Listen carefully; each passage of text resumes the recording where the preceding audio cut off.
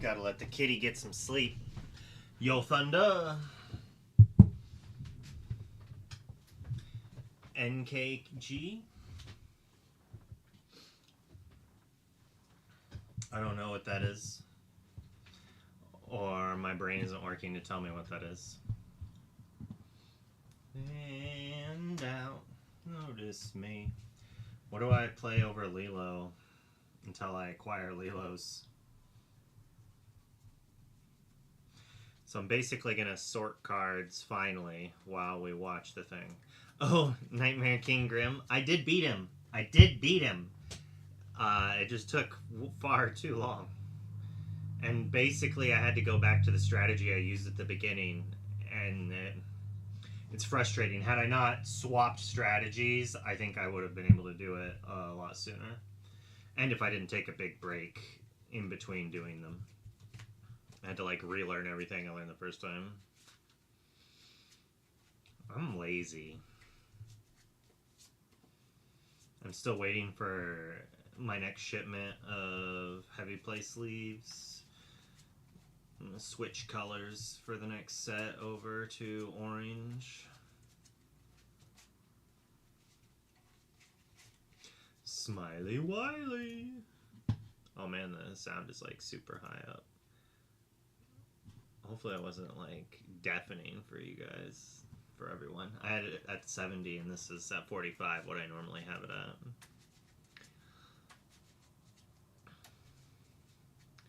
Yeah, I guess I could play like Jafar or Yelena over the Lilos. That would make sense. Yo, Dustin.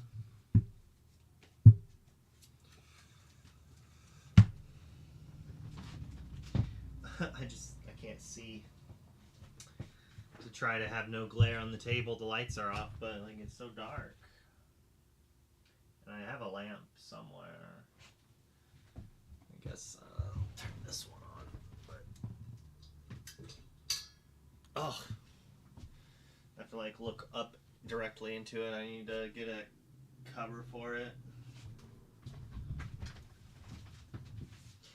I used to have it like right here, so I couldn't directly see it. Oh, you can see this stupid camera. So I think I can just cut it off, though. How much meat does that cut off? And then you don't get to see the kitty. All right, I can. We'll go back into the tank here. Let's see how much this messes it up.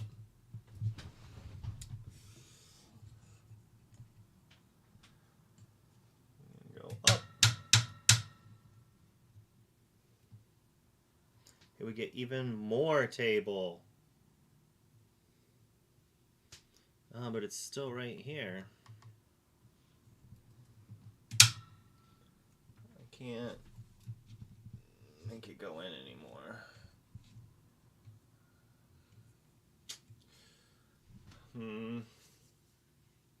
Oh, I can't. I'm silly.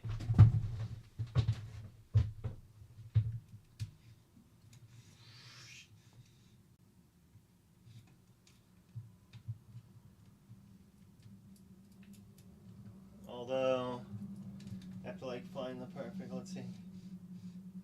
Do we see it popping in the screen? Alright, there, it's right there, so I can go to here.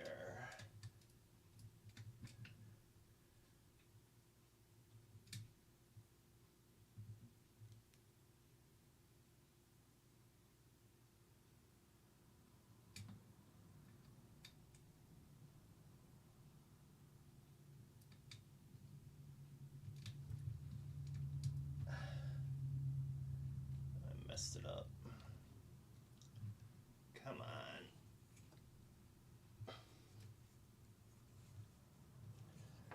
Hopefully this isn't making people motion sick.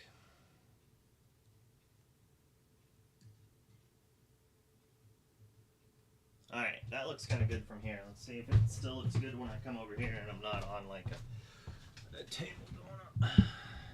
They're like all the play space.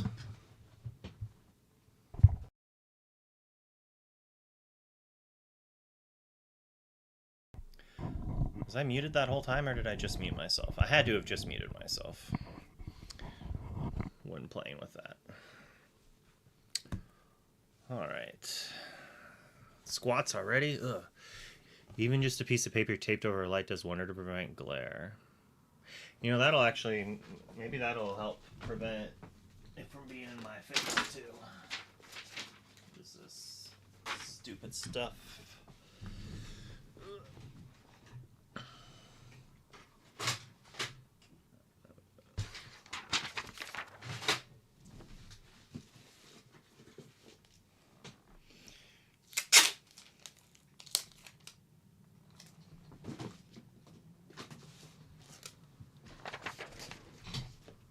Hopefully I don't tape it too close and start a fire.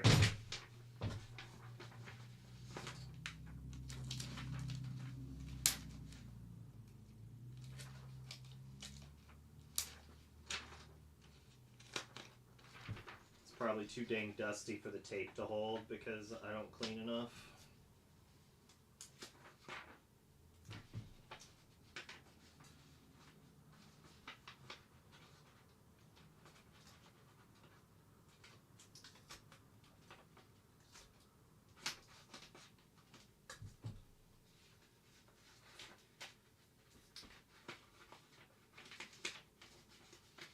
Like strategically putting it far from the bulb. Man, I'm seeing spots now. It's like staring directly into the light bulb. I don't know if they've said, oh man, my camera got messed up.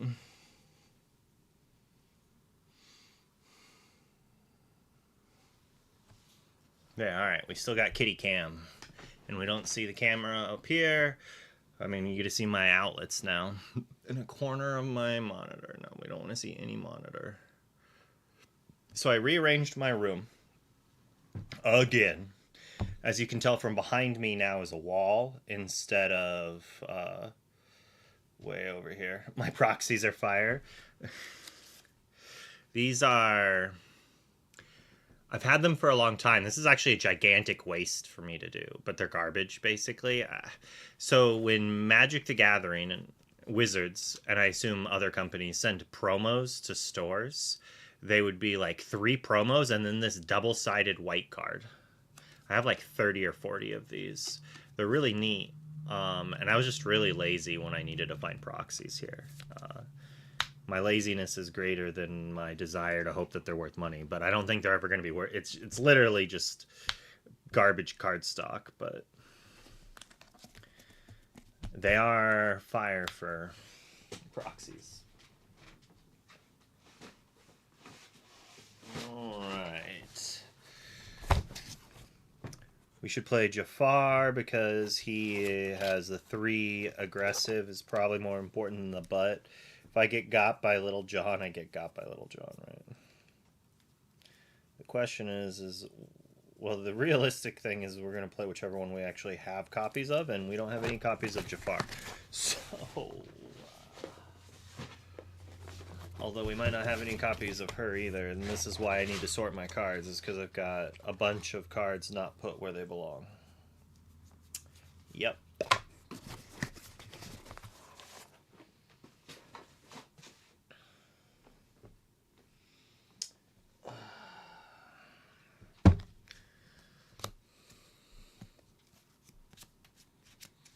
Hopefully they'll say Ink and CCS is also CCQs.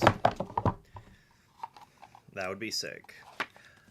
I think it would be cool if like a week later they're like, oh, by the way, bonus, here you go. Some people might not like that, but I think it's fine. It like rewards people who are faithful to the third party providers, right? So instead of being like, oh, they're only here for this invite, they're like, oh, we're rewarding them for playing anyways. Obviously I support the idea because that's how I got invited to Worlds, so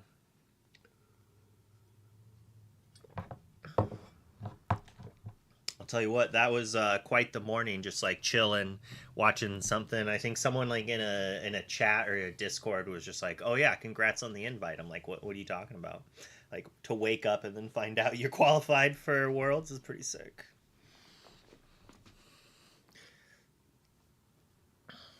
Well, Mog, I don't think I'll have a spot for you to stay, but it is possible that there is one spot open in our car. Like right now, it's me, Sky, Katie, and I think Caleb is coming with us. So there might be a fifth spot for you. Mog here is an Omaha local to me. Yeah, Ario, yeah. I agree with that, but I would rather them give us a little time than just be like, oh, well, we'll just skip it and go to PPG, which is still a little time. It would have been awesome if they were announced a month ago or something, but alas, they weren't. So like, whatever. I would rather they still get announced than be skipped. But that's my view. That's like my methodology. Like, because I had noticed in the ICL, I would be like, well, let's go, let's run it. Like, we can do this easy peasy. And other people were kind of like, whoa, well, let's wait, double check our checklists, let's get everything ready, let's do this. And like, well, I'm like, let's trial by fire this up. Move to the Midwest. Where do you live? I mean, if you, it's cheap to live here, but I personally am not a fan of a lot of the culture of the Midwest. Um, it's very red in a lot of the. Well, I guess if you moved to Lincoln or Omaha, it would be better, but it would be like, oh, that's probably just as bad.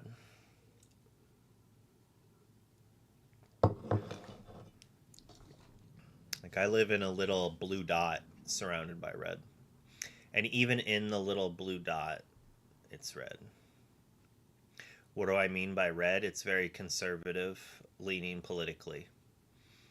So if you align with those ideals, then maybe you'd like it here. If you don't necessarily align with those or like ideals, you're probably not going to like some laws. My wife and I have considered moving out of Nebraska just because of like the views on abortion and like other things. Like we're not planning on having another kid. We're not, even if she got pregnant, we wouldn't personally have one, but like I could see a scenario that like she could go to jail because I want her to live and not die through something, if that makes sense. I'm obviously explaining it poorly, but like the politics around here lean closer to Handmaid's Tale than I would prefer, if that makes sense. But anyways, we're not here to listen to me poorly talk about politics. You're here to listen to me poorly talk about Lorcana.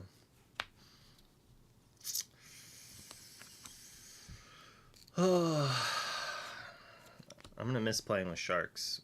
Mostly miss it because I only own one of these three. Just here for the hand-drawn proxies?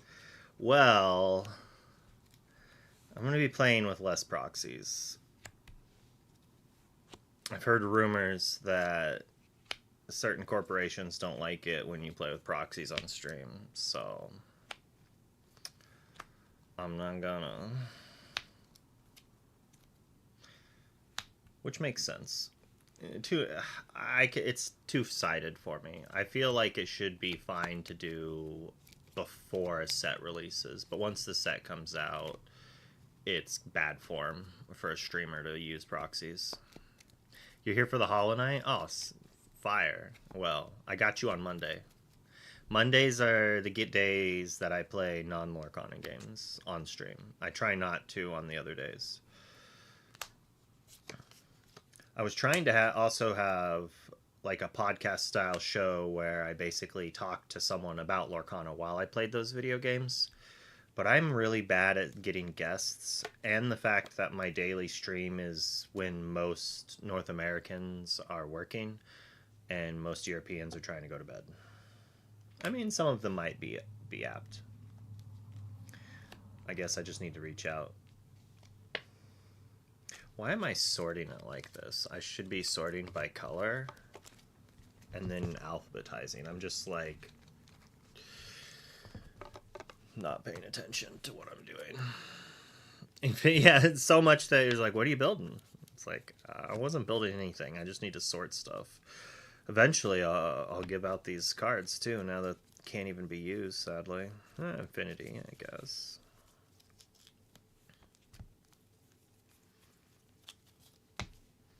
I should probably pull out and while I'm sorting, I'm going to pull out cards for decks, maybe? Like, try to build the meta, so it's like I need to build Blurple, Amber Steel, probably a Chernodog's list. No, I'll sort and I'll build after. Doing both is going to make a big mess. Yeah, Captain. I was thinking like ICL time because the EU can't do the ICL games, but the ICL starts at like 6 p.m., not 11 a.m. So it's like 6 hours away. So I could do that because that was when Artabax's Mario Kart stream was. So I just need to hit up Artabax, some LD and Harlan and whatnot.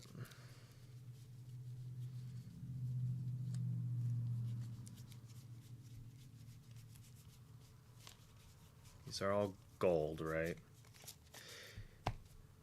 I don't...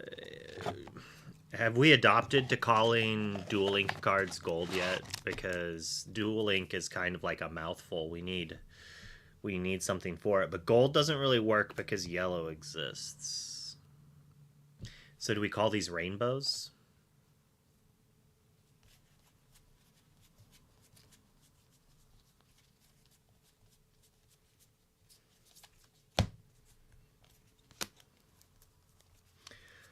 I also can't wait for my heavy play order to come in because 1,000 hard inners were apparently not enough for me. I gave away too many so people could try them out. And now I don't have enough for every card. But I'm a degenerate. Like, I perfect fit everything. Even before, like, when I change sleeves, and I still haven't decided if I want to leave everything sleeved. Because having all of those cards sleeved, and initially I was going to do it duels. Duels makes me think of Magic the Gathering dual lands. But it makes sense, duels. Especially if somehow crazy we get 3 ofs. Well, I didn't actually show this off. Kenobi did send me a card. He made one for me as well. Made one for a lot of community members. I'm alright. I draw 3 cards. A 5-cost, 3/1 evasive that quests for 2 and draws 3 cards. I think I would see play in Core Constructed. I don't know if I would see play in Infinity or not. I might, but a 3/1's a pretty weak body. And not every deck plays Finders Keepers, and this is just a little bit better than Finders Keepers. Not by much. It's uninkable to boot. Still a great card. Shout out to Kenobi. Richard Kenobi, to be exact, if you want to use his government internet name. We're going to have to brew a fill deck, too. Obviously, everyone's playing, like, Blue Steel Heroes, but it would have to be with, what is that card called? Beyond the Horizons. See, I still have to pull out, like, cards that aren't even in. So here's the question. In Magic, I didn't do this. So I'm probably not going to, but I've considered it. Are you sorting all of your core constructed cards out of your Infinity cards? And if you are your cards also sorted by set? Mine are not. Like, so should I just be putting, like, pulling all my reprints out and putting them with my new cards? and then just going through the other one as I do. Your cards are sorted by set, so like you have to go look through them for the reprints. Like that sounds irritating. Twitter painted foil. I should get JDZ to sign this since he was playing that the other day.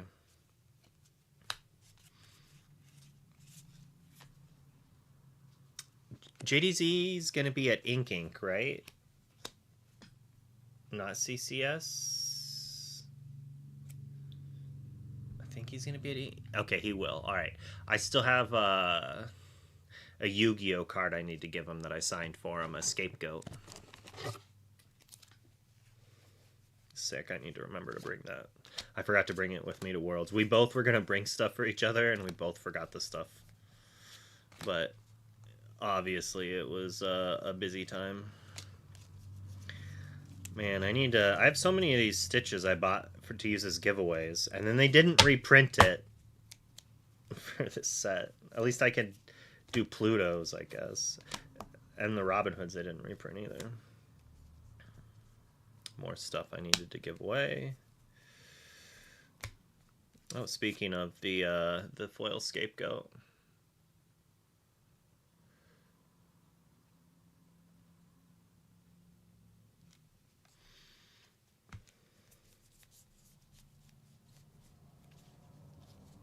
I do have more Pirate Peats. I thought I used them all up, but I guess I did not. And I've been putting them... Put the dock in the wrong pile.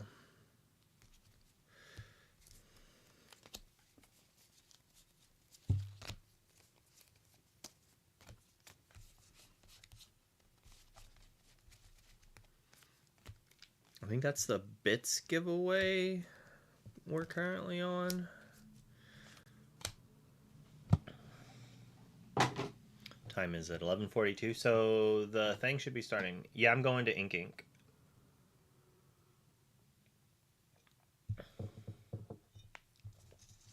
You haven't thought about pulling reprints? Uh-oh. Well, the FOMO is for real. Dude, like the Gen Con FOMO I had actually, last year, I had made plans with friends. I was like, let's go to Gen Con next year. It sounds so fun. It's nice. It'll be a blast. Like, and there'll be promos that from multiple games that'll just pay for the tickets, so it's a free ride. Like, let's go. And my friend was down, she was down, her family was down, and my wife was down. And then like eventually we just like spaced it, and then I was like, oh, tickets are already sold. But I guess I could have still bought tickets. But by then, so much like this plan was made before all the DLC plans, I think, had happened. Like maybe one DLC had happened. So the busyness of life just made me forget completely about it. So I need to make sure to get tickets for next year's Gen Con. Plus, I don't know about you all, but like, I want to go to E3. I want to do all that at least once in my life. Because as a kid, like, I used to read EGM and all those magazines, like video game magazines back before the internet was a thing. And I always wanted to go to those.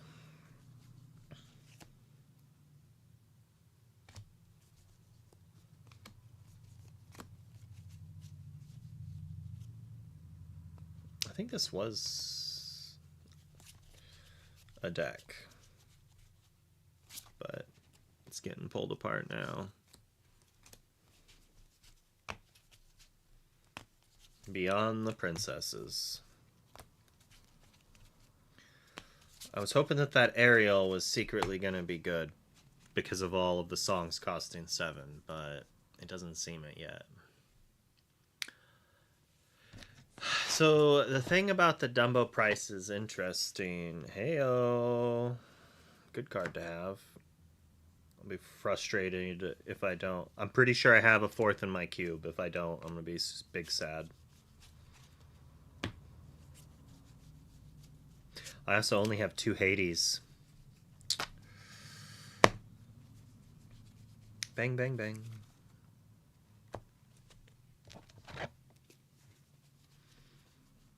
What was I saying? Yeah, I will be big sad if I have to turn around and buy cards and they've skyrocketed in price because I thought I owned a set and I didn't.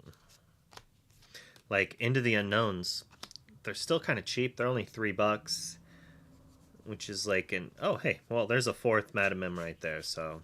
Alright, we definitely have 4.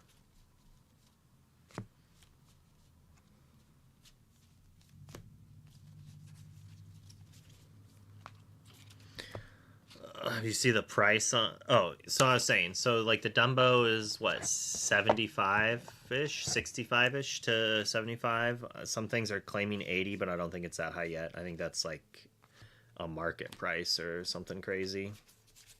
I don't listen to market price. I think it's a scam. The Disney elephant got censored. I always just open up and look at lowest priced. The only time that's not like, I'll look at the bottom like 2 to 3, and they should be the same price. Sometimes like the bottom one is like $3 less than the rest because it's a bad seller. I mean, they're like, I want to sell my card right away. Yeah, you list it as the lowest price, you will be the next one to sell it. You don't need to undercut by $2 to $3. All you're gonna do is possibly kill the market. Like, I don't know how many times I've seen a card that spikes and they're all listed for $25, and then someone lists theirs for 20 and it doesn't sell right away, and then they drop it down to 18. And then it's just like, brah, you're killing the market here. You just like list it for $24.90 and then wait a little bit and it'll sell. Like, it'll slowly go down. We don't need to jump by $5 and $7 to try to sell it. Low allocations are definitely not helping. Definitely. And I complain as someone who sells cards. That is that complaint. As someone who's buying cards, I love it when there's a vendor who attacks the price point of a card for no reason, because it makes it cheap if I'm lucky enough to pick up the card. But like, someone listed Yzmas for $4 when they were selling for 10, and I had them bought out of my cart because I was foolishly and greedily looking through the seller's other cards, trying to save on shipping by buying other cards from them. And I did buy other cards for them. I just didn't get the Yzmas as well.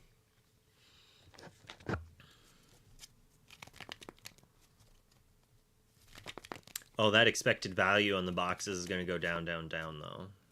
Like, maybe. If they print to demand, it's going to go down, down, down. If it maintains low allocations through the entirety, and they're just like, which is smart in a weird way. It's crazy smart. And I'll get to that in a second. But if it maintains low allocations, yeah, like, Dumbo's going to be absurd cheap or expensive because of how hard it is to get them in general. So like, the reason it could be smart is, oh, see, here's a 3-drop Jafar, and here's a 3-drop Jafar. Here, Yelena. The reason it could be really smart is reprint set, like, that almost killed Magic the Gathering once, is because they did a reprint set really early, and it just was not great. I think this was my purple steel deck, but we'll kill it and rebuild it later. We've definitely learned enough things about the format that we're going to be rebuilding decks differently than how they were already built. I've barely played any of this set, but I know so much about the format just from watching other people play.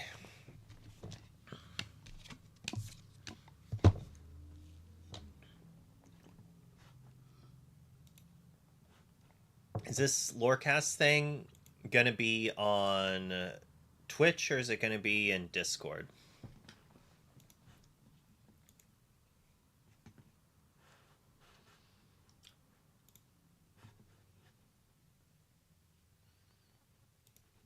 One second.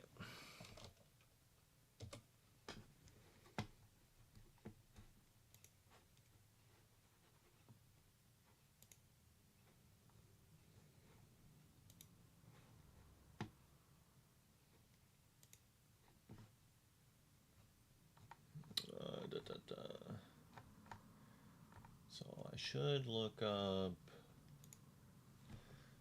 dot. Maybe that'll help. No, that's a comma, not a dot.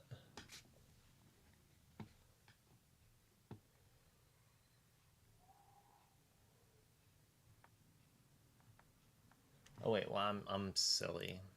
I'm like trying to find the VDO link for someone, but I'm pretty sure. Does this work? Nope, I just have to make a new invite.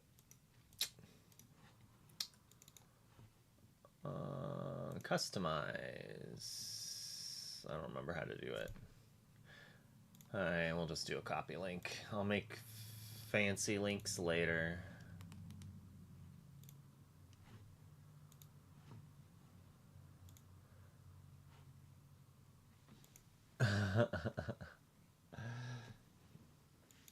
Alright. It really does feel like a lot of people took a break last set and are ready to go hard this set. Yeah. It's on Twitch. Who? AOLE.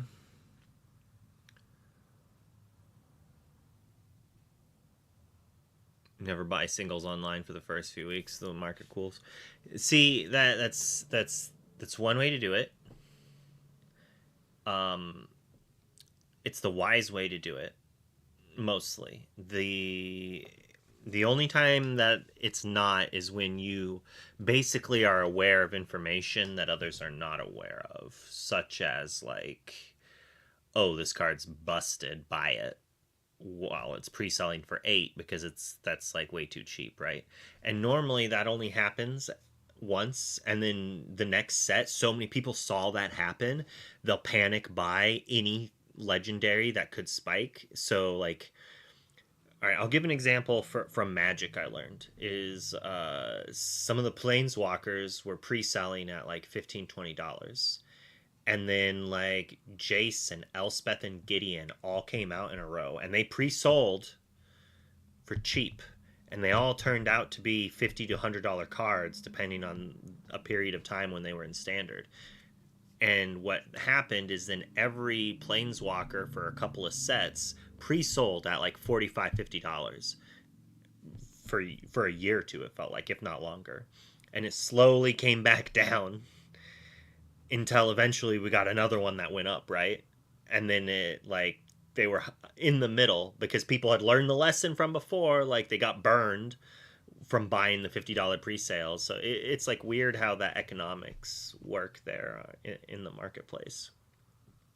And since we haven't really had that happen yet too often, but I think we're currently in the recovery zone from before, where I mean, like, look at Max Goof is pre-selling for $45 and Scar's $45.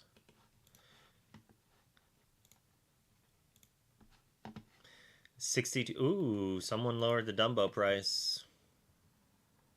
With 3 of them lightly played. Whoa, is this not even... It is a pre-sale still. How do you have lightly played ones? Is this one of the stores that... Oh, whoa. Canceled orders, they could not find card. How dare they? You have to put more information than that. Like... That's not a good reasoning at all. Now, if it said cancel orders, they couldn't find card while card quadrupled in price, well, then that is worthy of a 1 out of 5 because you're assuming they're not selling it to you because of that. But like with this many good comments and stuff, my assumption is that they literally couldn't find the card. And that person is just upset. But let's look at their cards here. And they dabble in all the game. Like, I just do not see a store with 25,000 plus sales dabbling in multiple card games, choosing not to send a card because it's gone up $10. That one negative review is worth more than preventing that from happening is worth way more than that. Oh, Are you frozen or are you just not moving? All right, are you ready to be on stream? Boom, you're on stream. It's happening. It's happening. All right. It's time to have a Lorecast. Oh, is it happening right this second even probably, huh? Probably, yeah. There's I no don't see time. it. Well, it's Well, happening right this let's second in a few seconds. let's Matilda. wait, I follow them, right?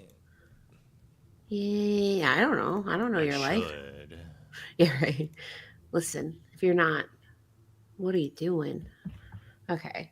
I'm trying to log into Twitch. Everybody, this is live television, They're basically. offline currently, but we're Okay. on them.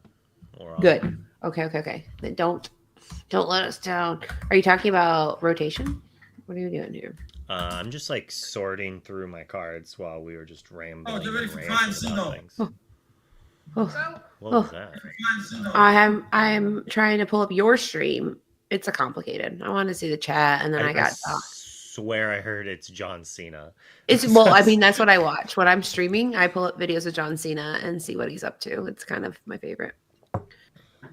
Oh, here we go. Here we go. That I'm in sounds there. about right. How does I don't understand? Oh, here we go. Okay, where's chat? I don't know. Chat. Clip this. Do not get it, Katie. Don't get John Cena. Why is there an ad in the chat? What is that about? Like I'm trying to look at chat, but chat's so small because there's an ad of a man playing basketball in it. What is that? When did that happen? What? I have no idea. All right, here I changed the room settings so you can at least hopefully see my screen better. It's honestly insane that there's a man playing basketball in the chat. That's not on my chat, so What did I do to deserve this? I don't is this understand. only on your phone or is this on No, your computer? it's on computer. And yeah, it's just a man And you're playing. subbed, right? Like, I unless you am. finally I'm remembered to subbed, unsub. and there's a man. Oh, Lorcana just went live. Or Disney Lorcana just went live. I clicked But the yeah. button and it didn't take me to it. Well, listen. We're all suffering right now. I'm suffering by having to watch a man play NBA All Star for some reason in your chat. I'm going to take a screenshot. I'm going to take a picture and send it to you of what I'm dealing with right now of just a man playing a game in chat. I don't understand. The internet was a mistake. The internet was a mistake. We went too far, guys. I'm dead. Alien Andy doesn't see it on the phone. Yeah, it's very silly. A bunch of people in chat are saying hi to you. They missed you. Good. I miss streaming. I haven't streamed in 5,000 years. Who knows? You might say, where am I? I'm in an apartment. Life is hard. Oh, You know? sorry, I'm still showing this. I was like, oh yeah, you can see this, right, everyone? Welcome to my Disney Lorcana. This is the only Lorecast you need. Why would you watch the real Lorecast when you could watch the Lorecast of your desk? Such a good question. Here, now you can still watch me sort cards if that's your thing. I should have put my green screen up, but I'm so lazy. Can't take the kitty cam away, but I can make this a little smaller. Giles is the real star of the show.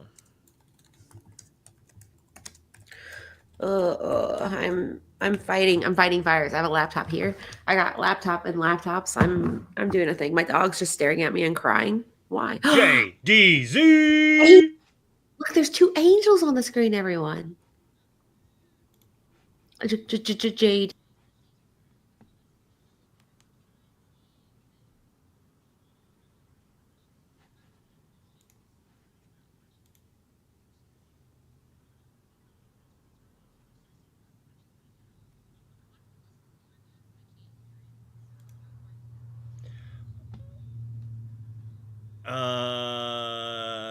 Yeah, I think. Do you have headphones on? Yeah, you do. Yeah, you might have to open it up on yours and, like, you can click on it to make it only play audio and not show it if you want to watch this and listen through that.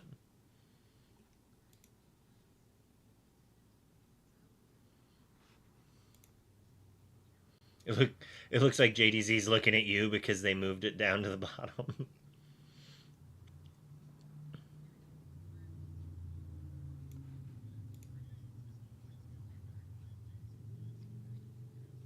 Perfect.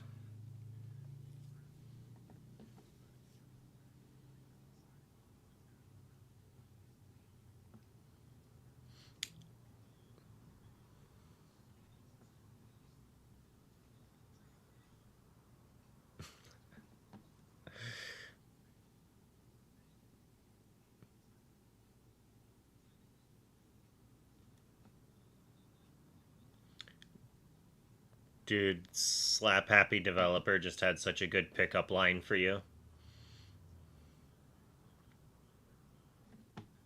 Like like if someone said that to me, I'd give them my number. If I was single. Said if Katie was a card, one drop of aura would reduce her cost.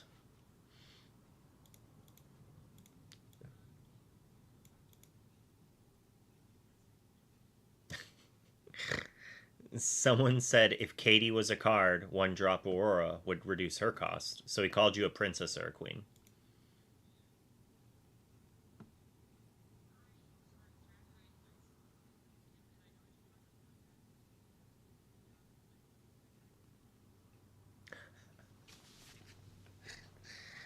Shattered.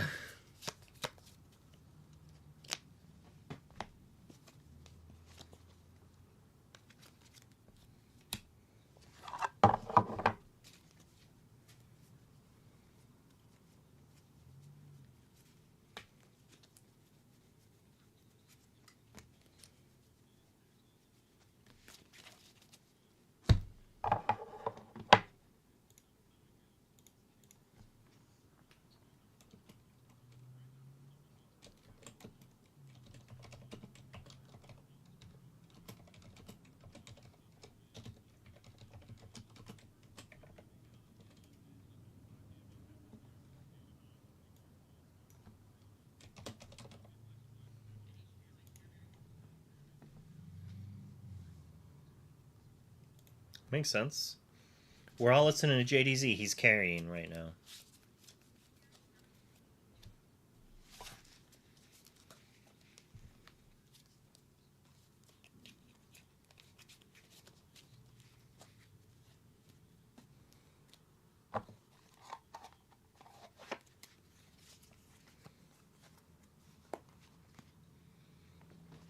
Let's go. Brr, brr, brr, brr.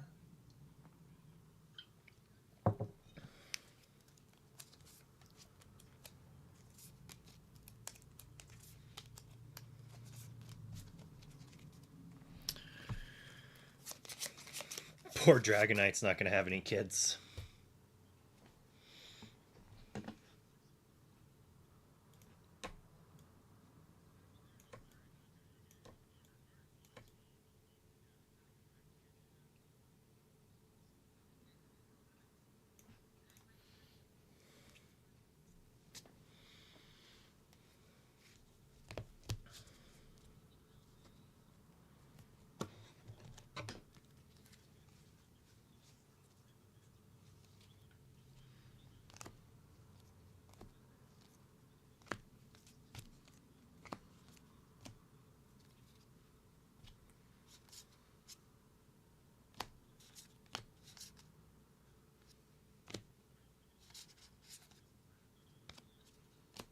Get your draft on.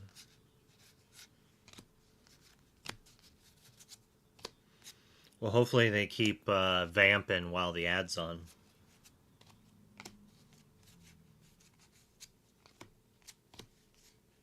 Very soon. My kid's been in school for a week.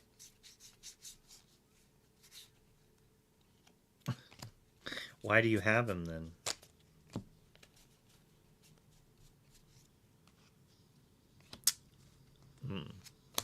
Oh, that's annoying.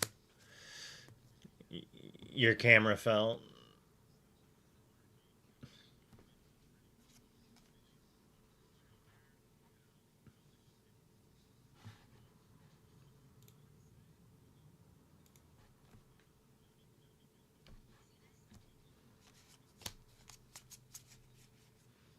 Another foil Twitter pated.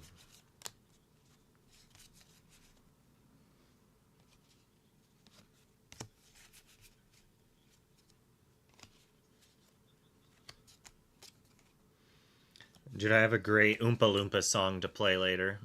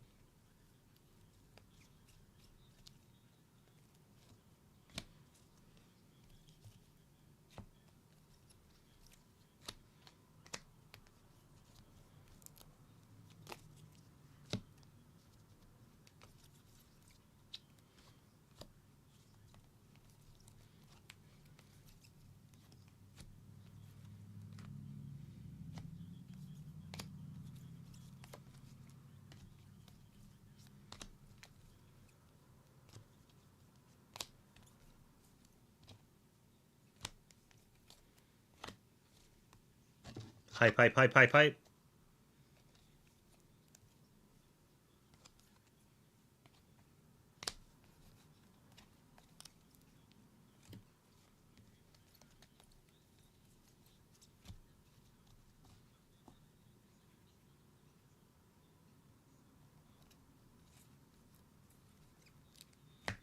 Play Hub. Oh. Thanks for the resub, Katie.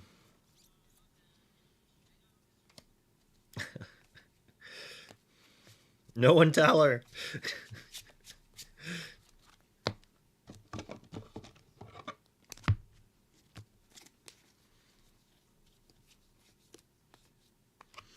It is working quite wellish. In the address bar, I just searched for the name of the store and it actually found it, so that was kind of nice.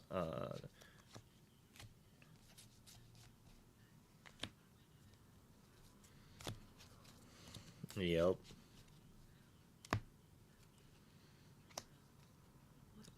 Wow.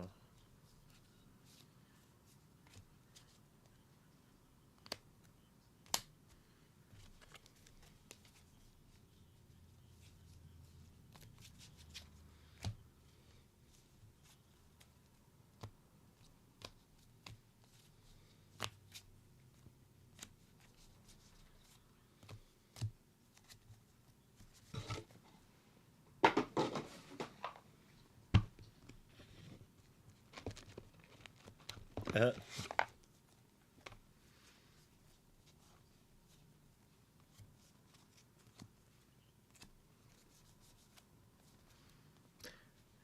I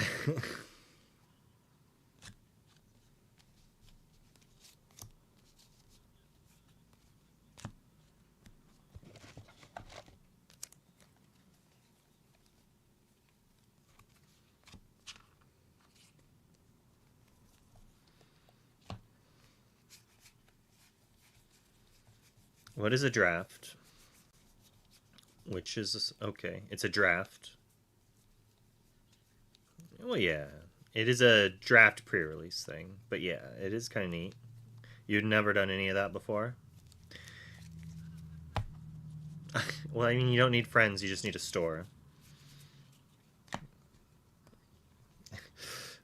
Fair.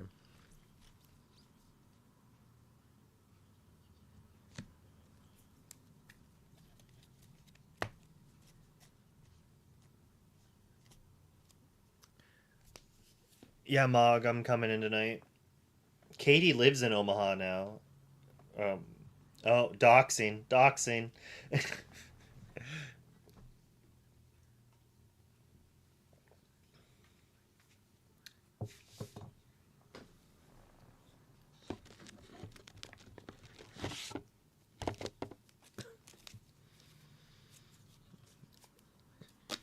Dude, you're from Nebraska. There's so many shirts that do that for Nebraska.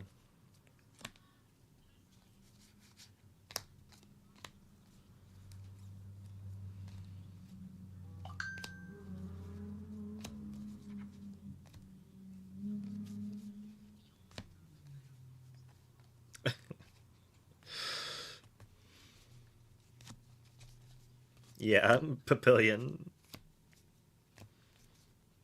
I'll ask Sailor that.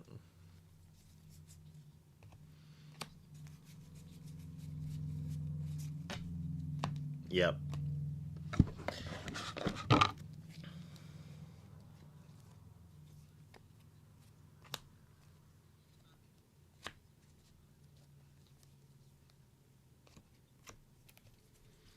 I don't know.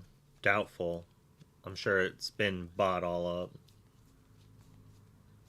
You've already opened a box worth of product, right?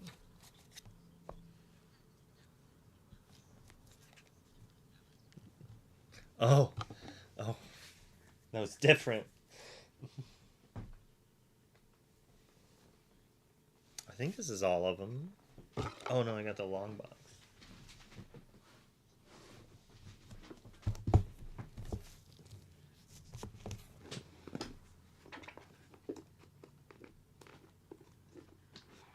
Yuck. Nah, not a fan. Yeah, I like Spielbound. They have a drinkable chai latte.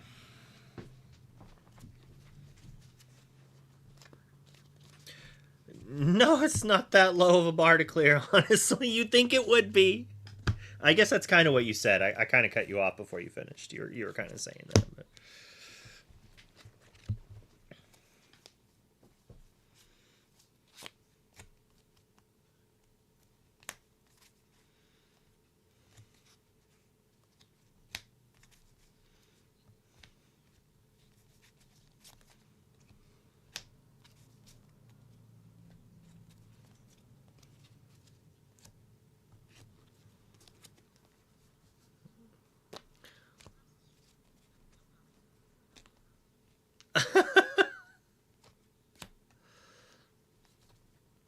It's probably the Lincoln one. I'm not going to that. Oh, nice. Oh, you could try doing that if it's close to you. Probably.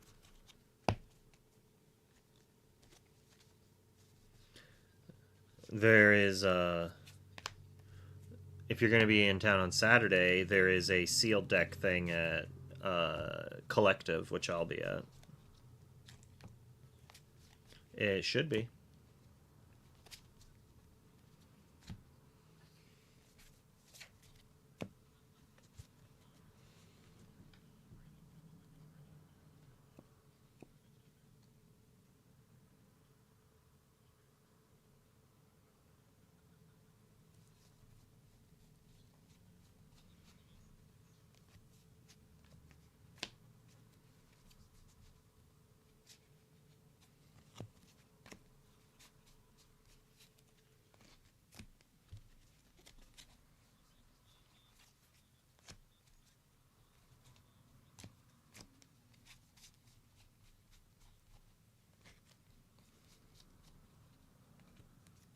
Wow. Oh, I should move you so you're not covering Jeff. There we go. Or Greg. I don't know why I said Jeff.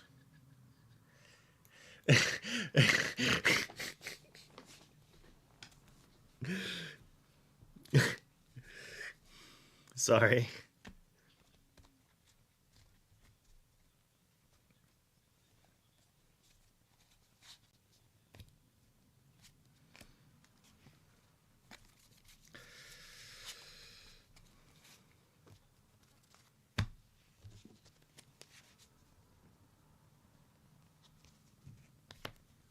Oh, come on.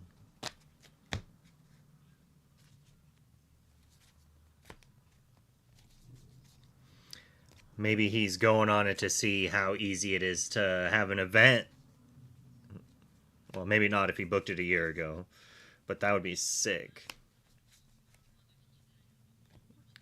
That you know, no, but it is my LGS.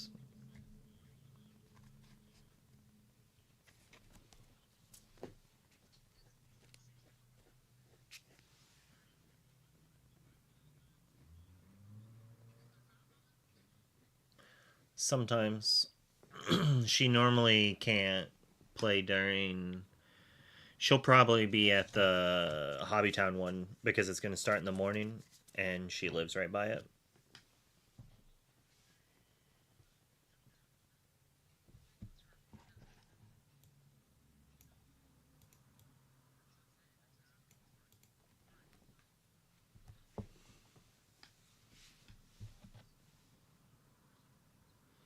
That's a lot of tickets.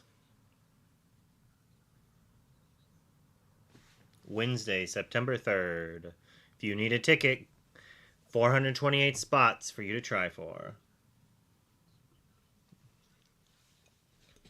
It's sold for attendee, maybe, if you can afford it.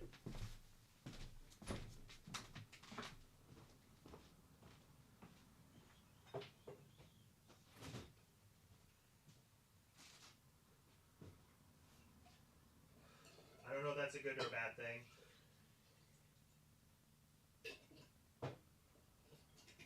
That's good.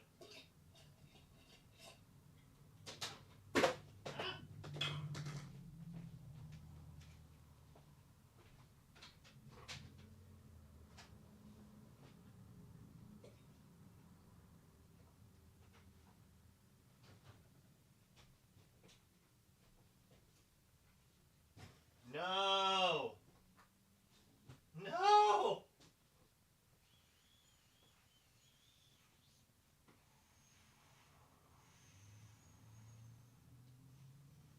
Yeah, go lottery laws.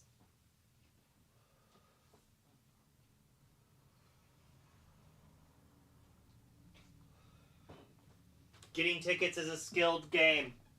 It's the game before the game. I pay for cable internet for a reason. Or fiber internet for a reason.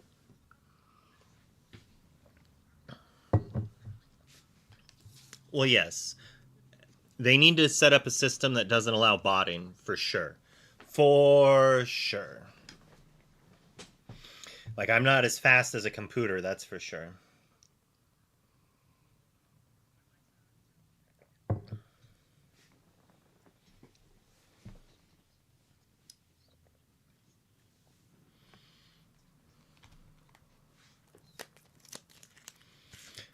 My camera's like straight up and down now, so you can't actually see how tall this stack is very easily.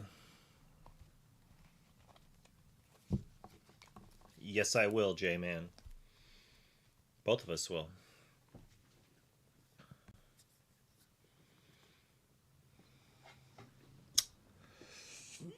Eastern. E.T. E.T.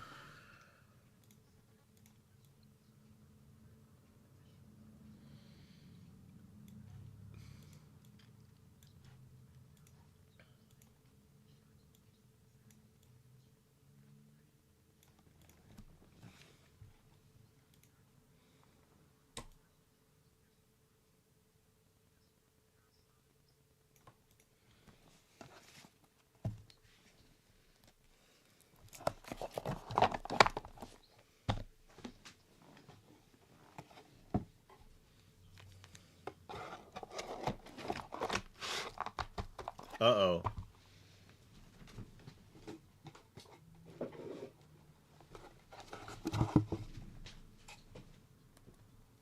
Did they not before?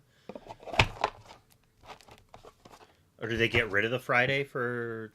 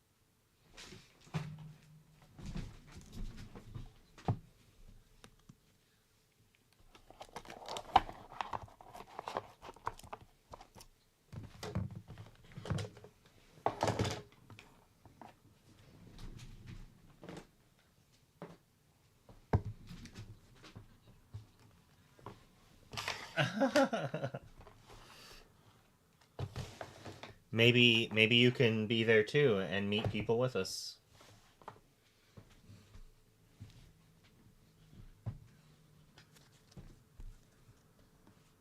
That is how OBS works. Well, that's how VDO works. So maybe they're using VDO. That's interesting. Yeah. Ban time zones? I agree. It should be a universal for the whole world. Let's do it, please. There probably is one, but no one uses it. So let's all force to use it.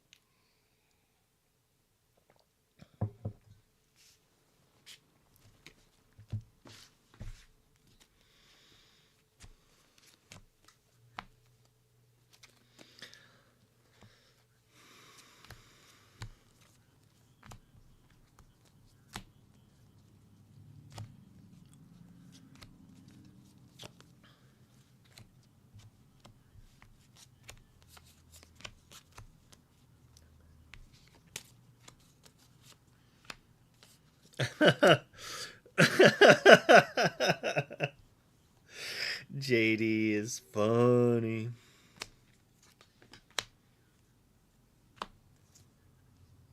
He's so good at doing things.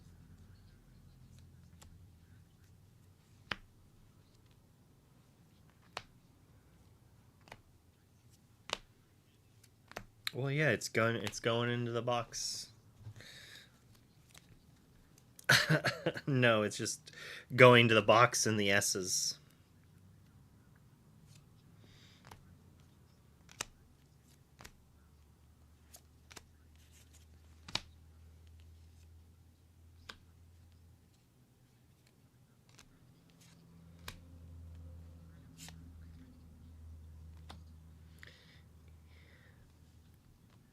So you're gonna be going for that ticket then, maybe.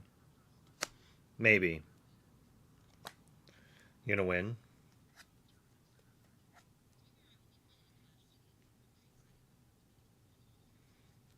I will. I'll try to make sure you're on feature match in round 1. That's what you want, right?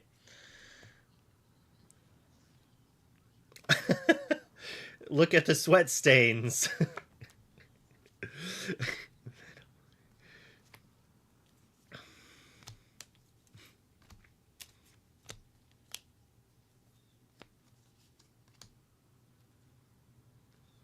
That's important.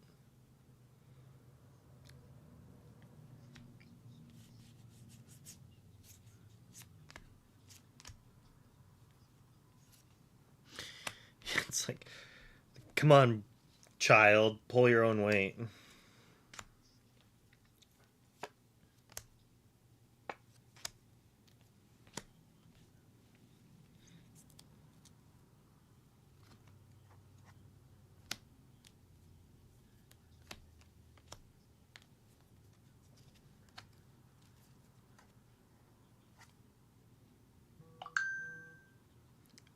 That's not a good response.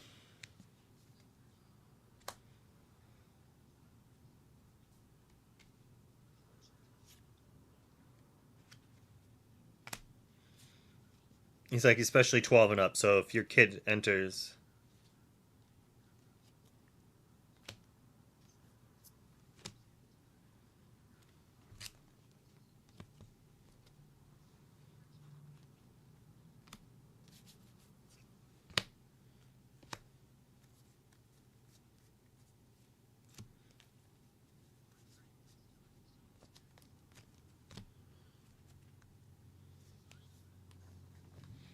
Which hopefully I won't do any.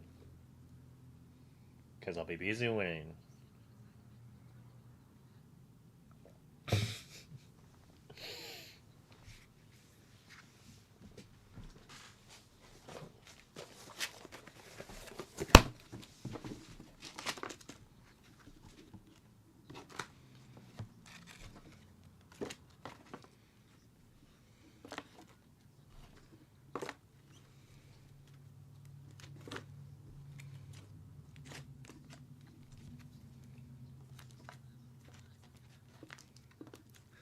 A lot of people sold. Not really in my mind. I'm not.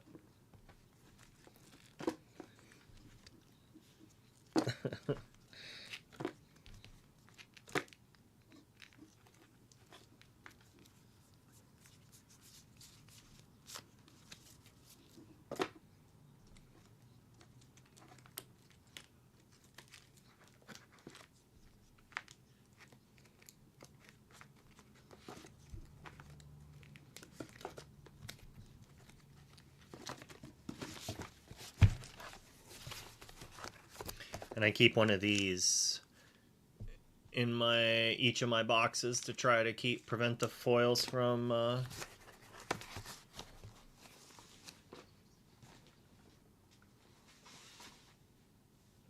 yeah.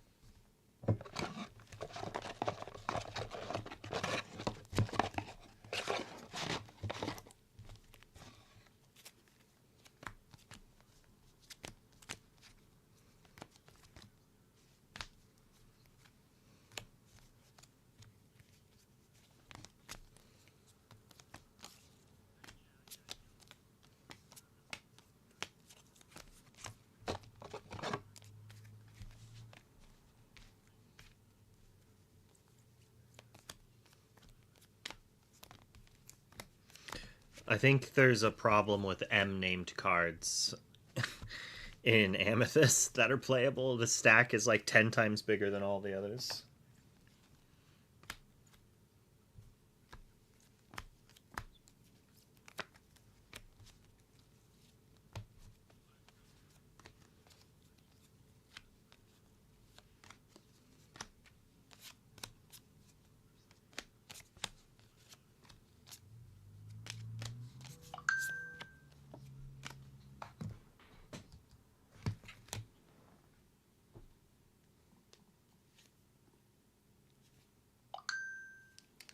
Let's mute my phone.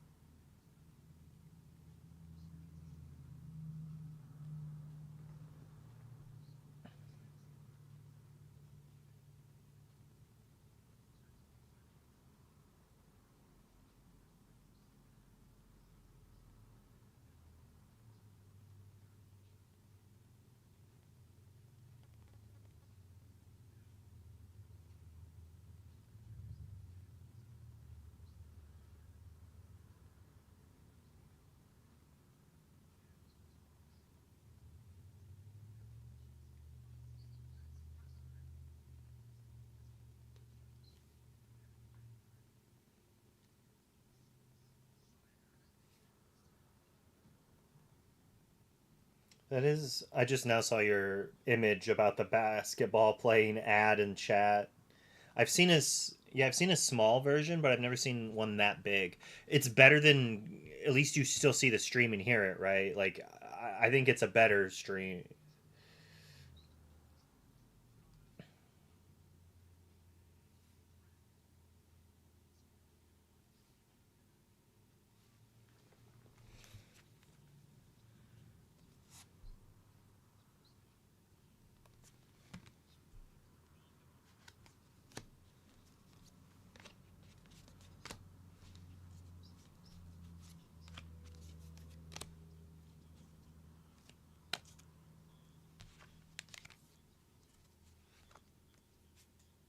Really?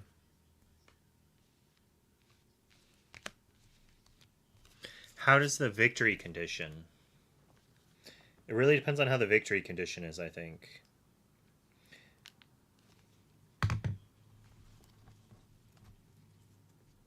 I mean, if it's actually really fun, like, I think people love 3v3 formats, so 2v2 if it was fun, but if it's played at the same time, yeah, that'd be interesting. I could see it being fun. I'm down to try.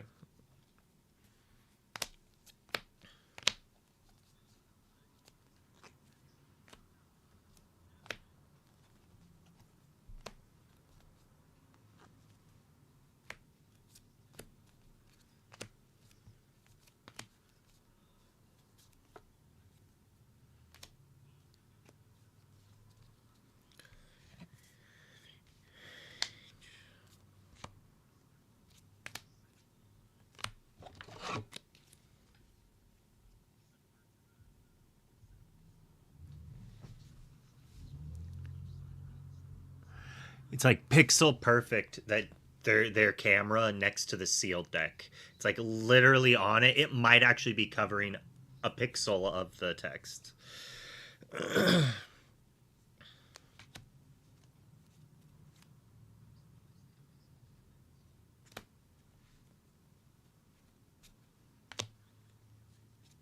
Oh, oh.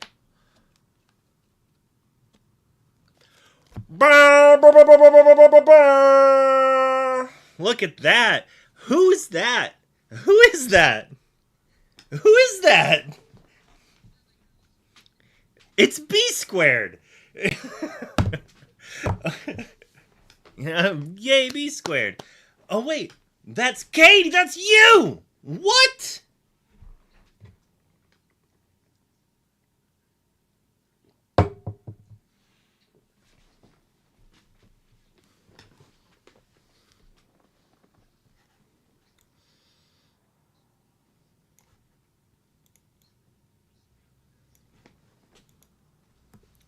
Woo!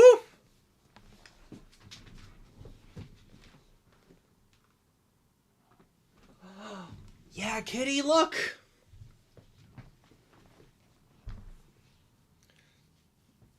Oh, he's got claws. Oh, we're gonna dismiss this ad though. We're gonna wait. Oh.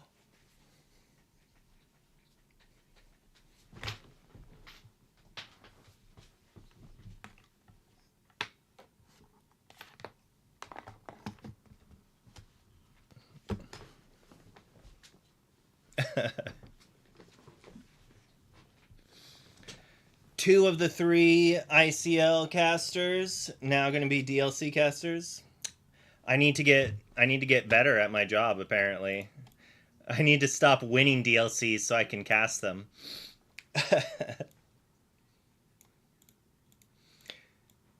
I'll like tell people I want to cast, and they're like, "Why do you want to cast? Like, don't you want to play?" And I'm like, "Guaranteed check." Not guaranteed check. Like, sure, it's felt guaranteed, but I've been blessed, right? Hey, Django.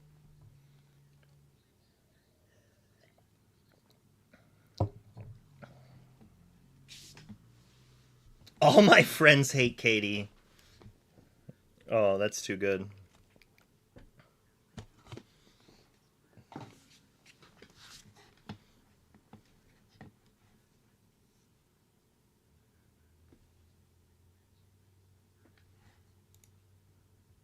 I can't wait to be blessed with a round one feature match and then get to listen to JDZ and Katie talk crap on me as I lose.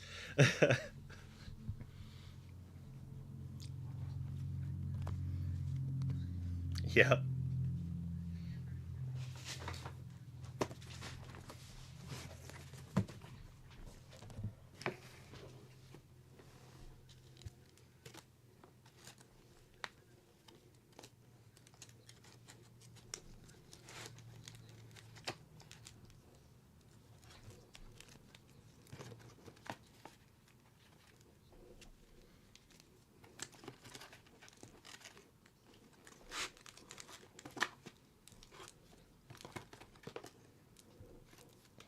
A glimmer.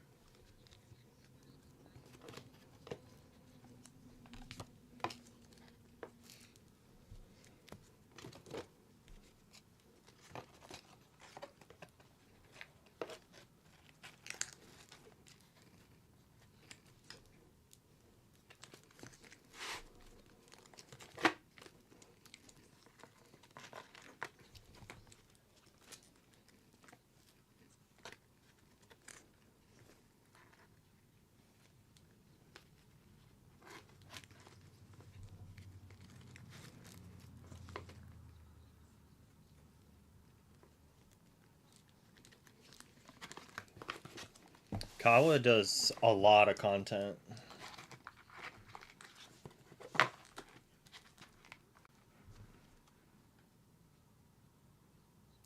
I don't know Kim or Erica.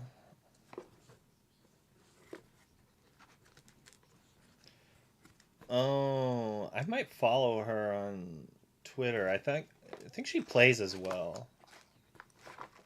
That's how I've seen her.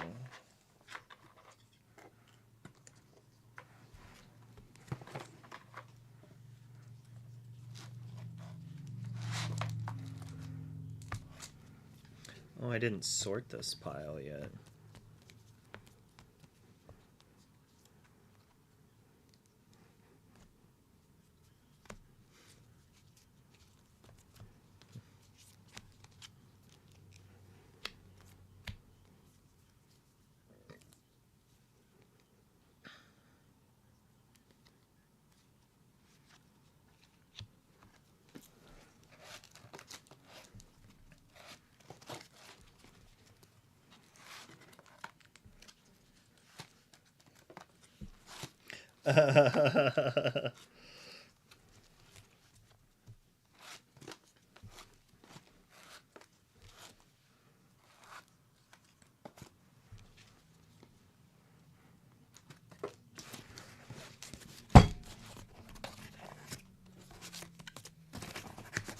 That's fire. I'm a big fan of both. I have more of a relationship with Baker because of Lorcana, the Lorcana Club, or the Lorcana Club, the Villain Club. Uh, I interacted with them quite a bit, so good they'll both be doing that.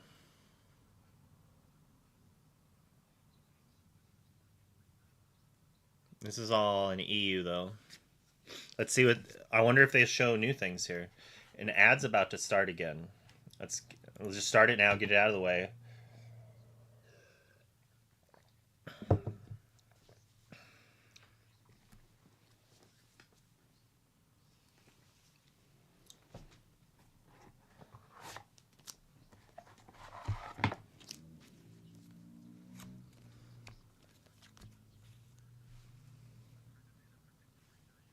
Interesting.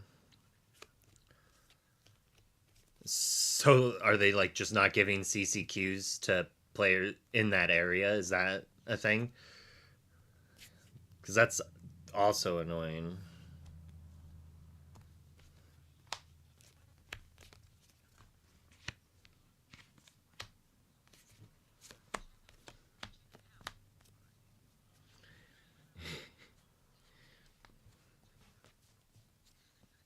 Check it out.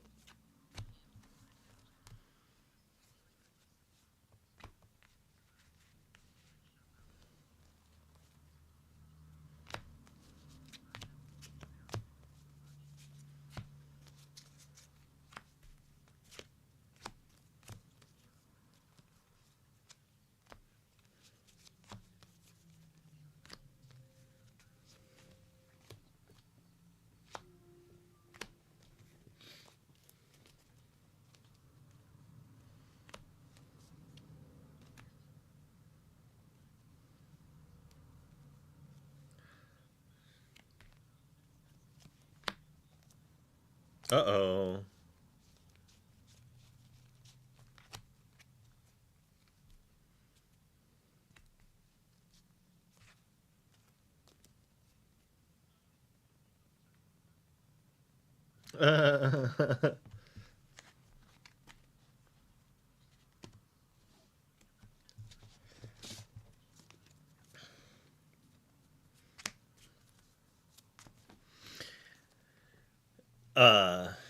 Jeez. An intern just got fired. One of the dates was wrong.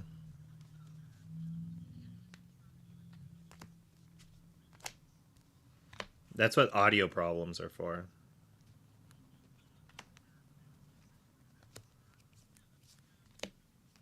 Dude, I went to private school in America and I couldn't tell you where that is either.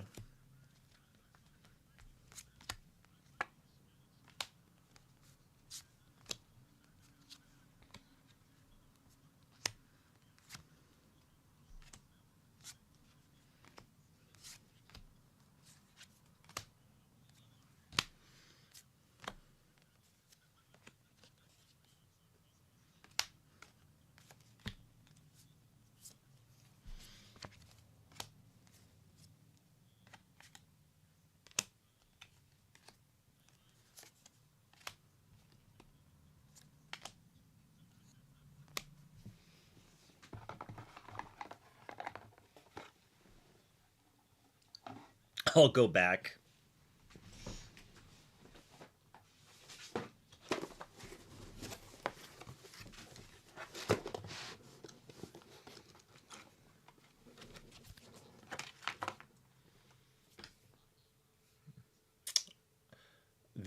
Those are new, right?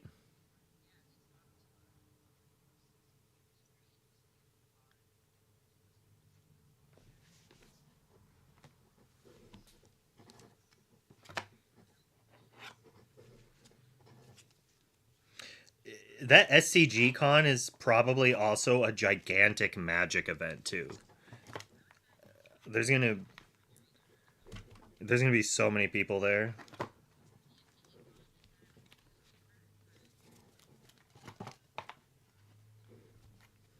Well, they'll have more than that this time.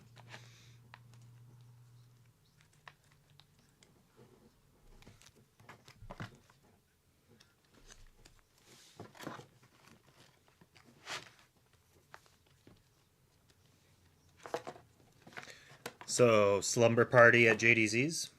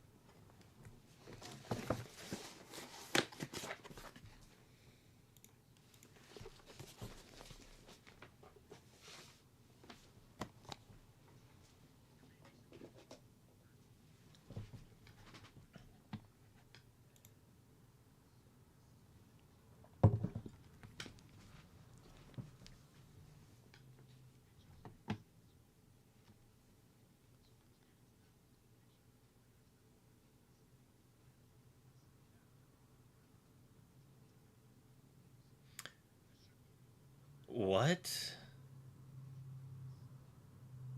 CCS or Ink Ink can't be CCQs because Fable wouldn't technically be legal.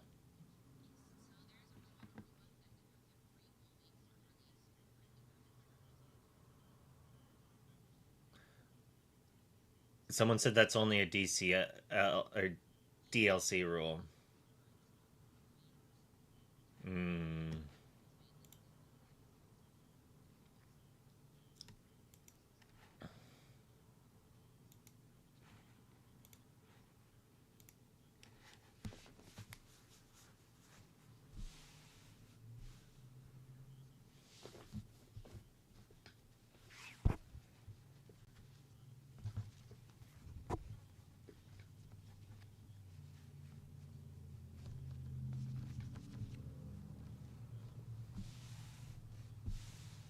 Yeah.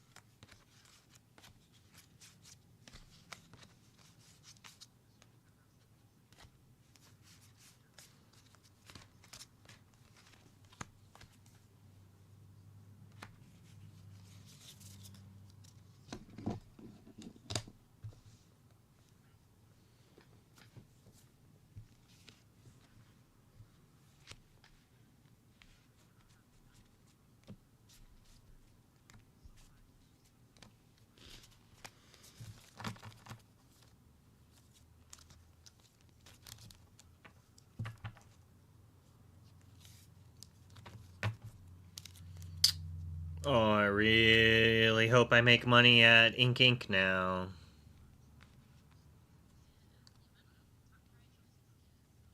I mean, I guess it's the same thing, but I guess first place would be where I'd have to get anyways, so I'm sure it'll be good enough to pay that. Yeah.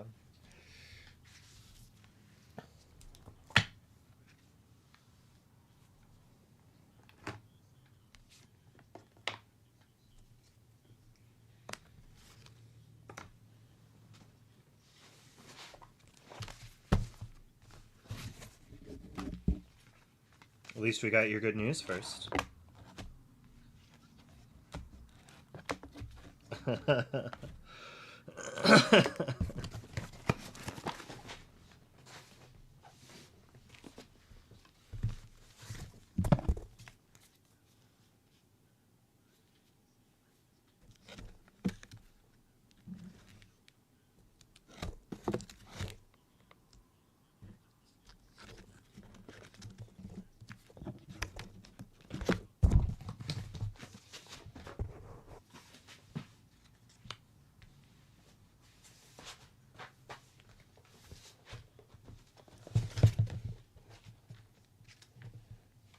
Nani?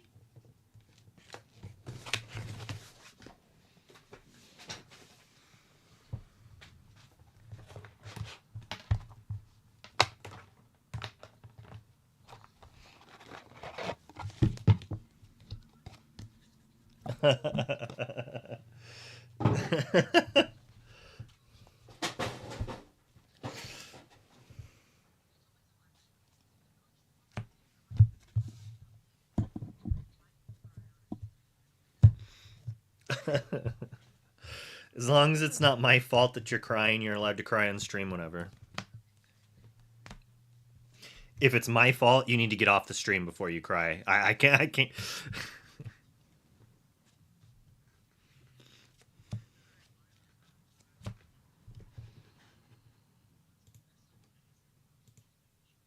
What's his cell phone number?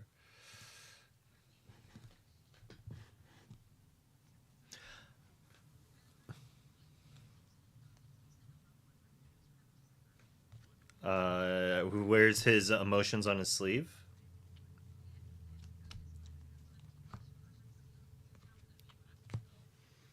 What I'm saying is what I have thought about for a long time and said, unless you catch me off guard, unmasked, and then I won't think before I speak.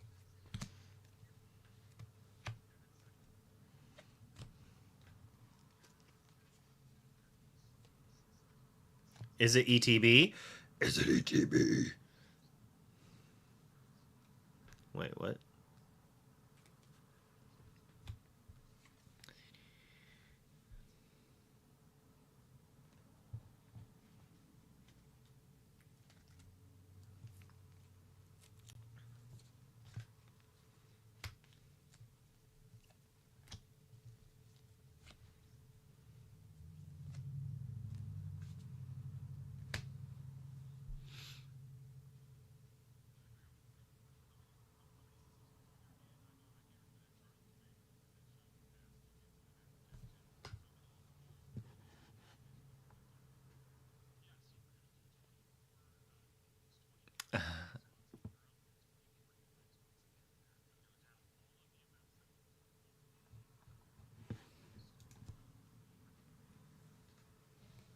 Boo. Makes sense, but boo.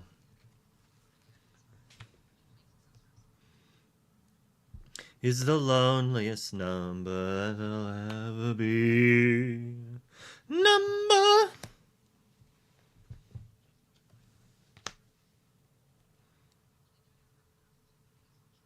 Nice.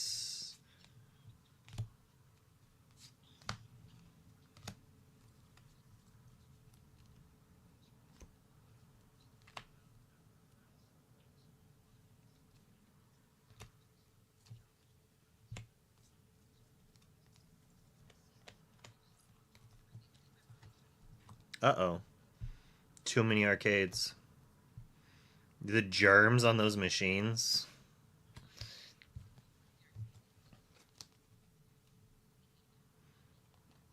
the $5 Dragonite that you spent like $1,000 acquiring.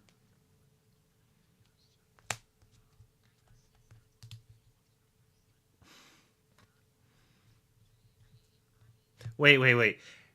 SSG had 20 at their last event, and they're claiming that they're going to hit that. I bet they use their MTG numbers to get that, being like, hey, you give us this, it'll be just like this MTG. We can handle it. So maybe SSG is going to be a new circuit as well, like a constant actual circuit. That would be nice.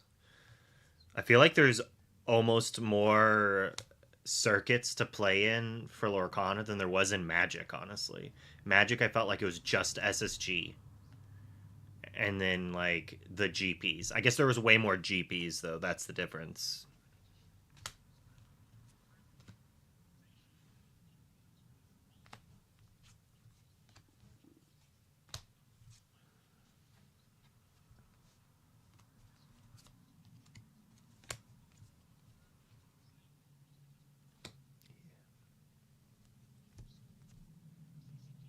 Dump truck.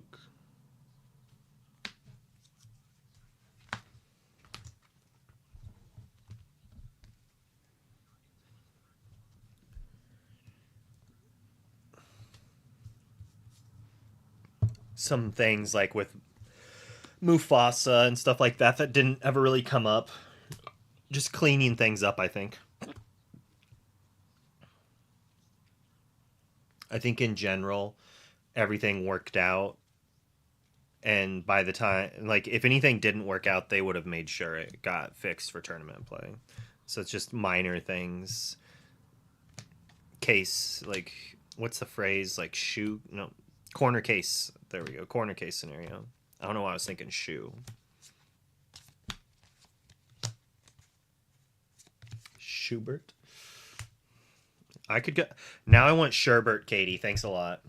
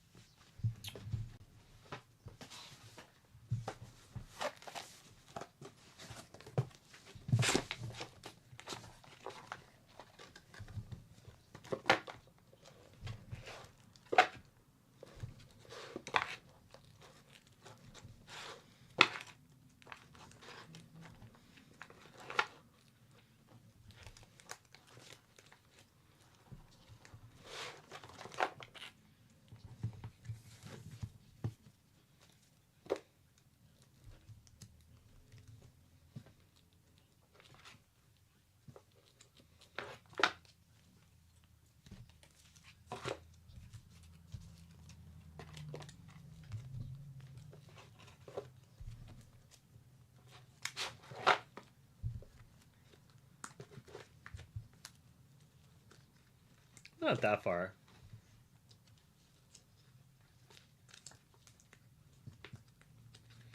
Oh man, my box is almost full. I have too many steel cards.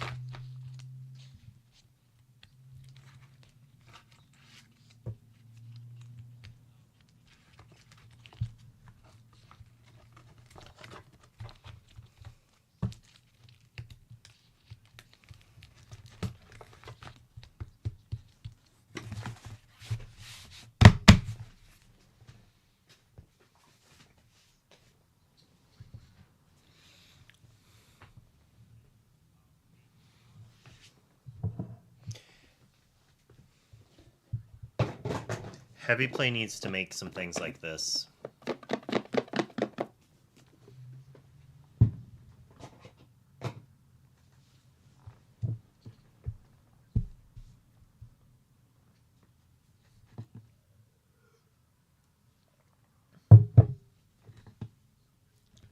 $4,096 players.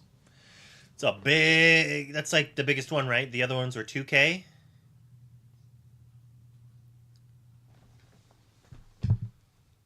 That's gigantic.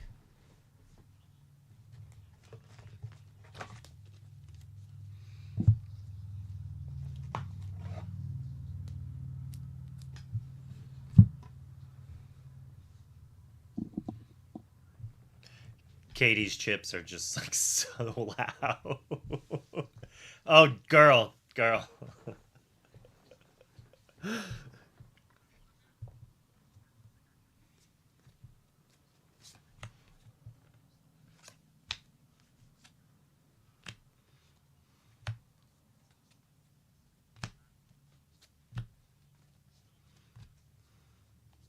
Good.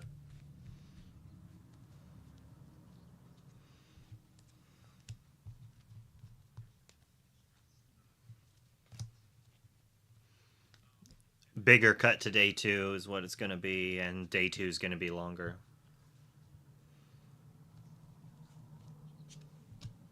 Meaning you might make day 2 and not get prize.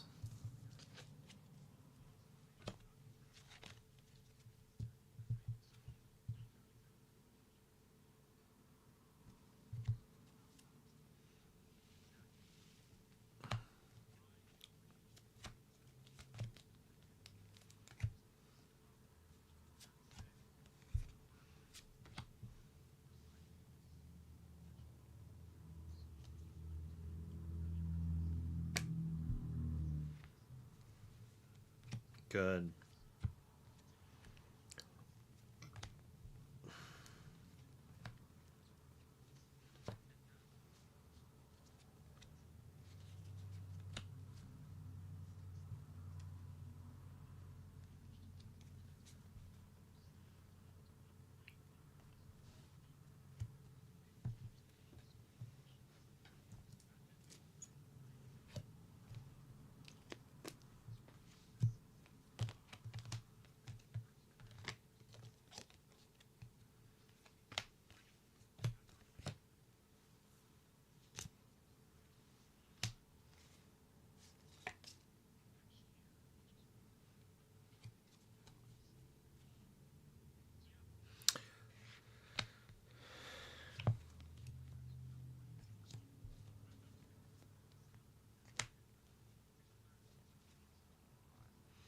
Every time they say Ghent, I think Gwent.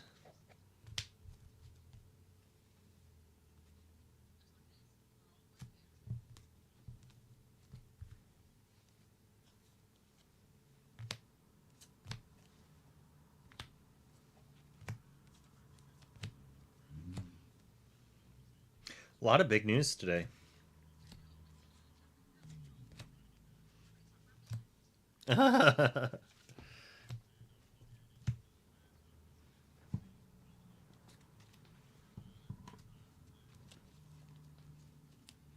I mean, how are they changing it though? Like, I think they're just selling tickets. They didn't announce how the event was going to work though, right?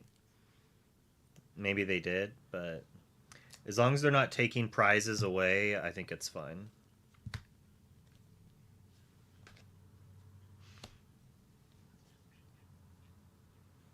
Hopefully.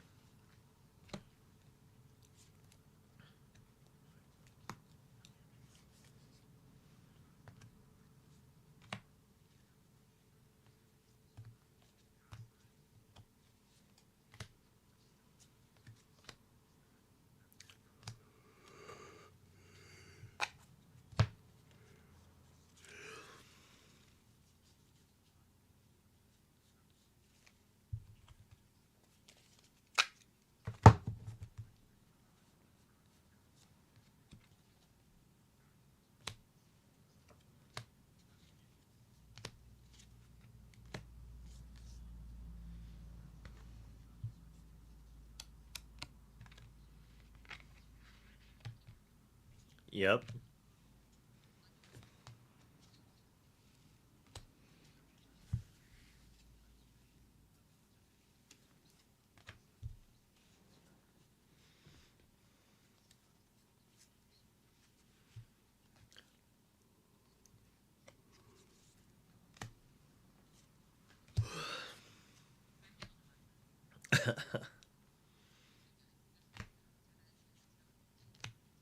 No notes. My neck hurts. No. It's the bag that actually is the issue. The bag crinkled. You should have just poured it from the bag into a bowl, and then that would have been fine, I think. Well, now you know for the next time. Yep.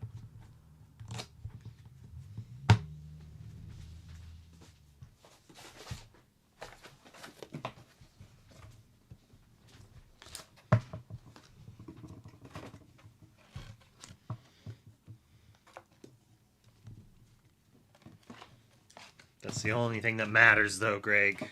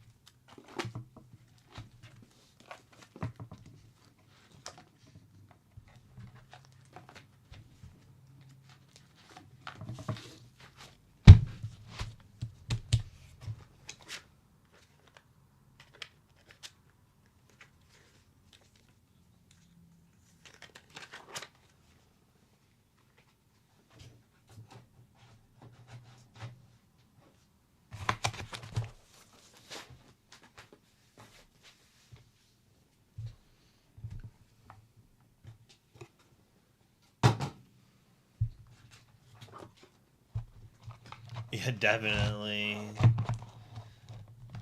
Sown. How do I say that? It's not sunny. I mean, I could say sunny. It is sun and then an E. Sony user. But he likes Sony, but he doesn't know how to spell it. They don't know how to spell it. I mean, I guess I could implicate a he since the name is Sun, but like if it's Sony, then that's not the same. I don't know. Yeah, definitely a big win for Katie.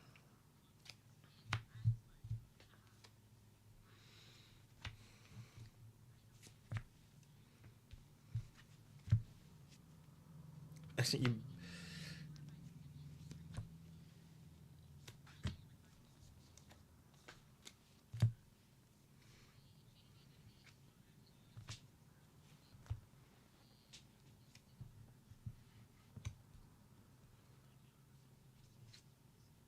for sure.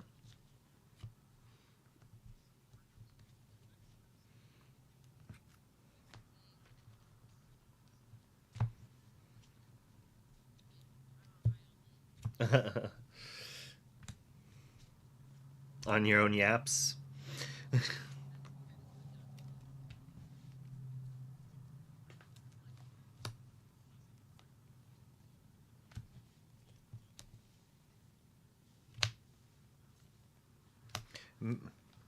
I was gonna say maybe they'll rate us and you can talk about it to the whole thing.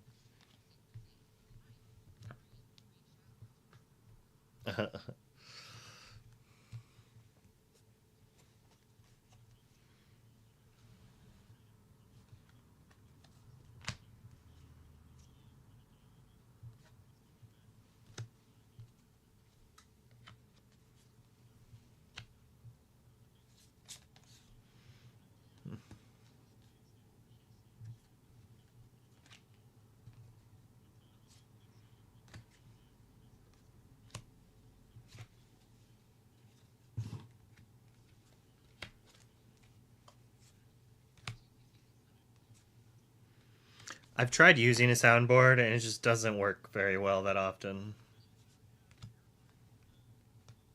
Well, I mean, like, the times to use it are not that much.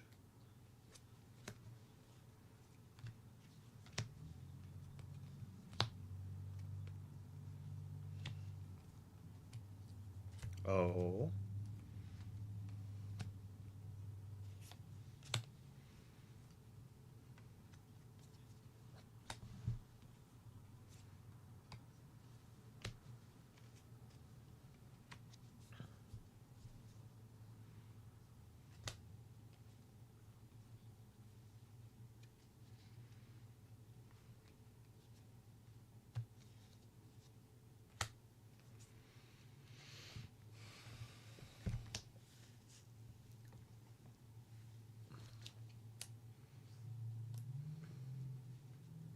I feel like I'm going so slowly now.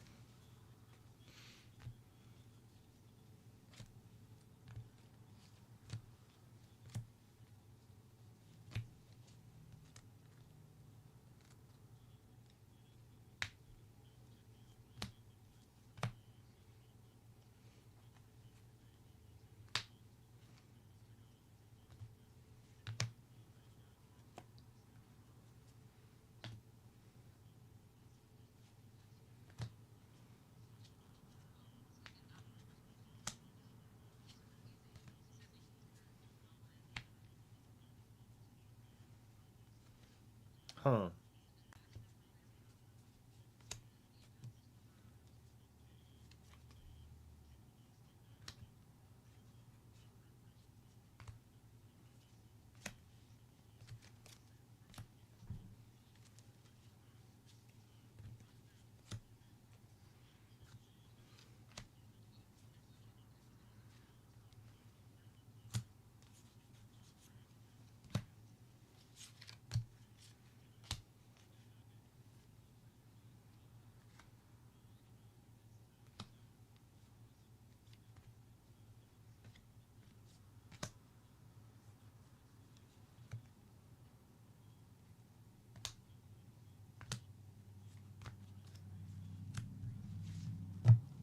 No, of course not.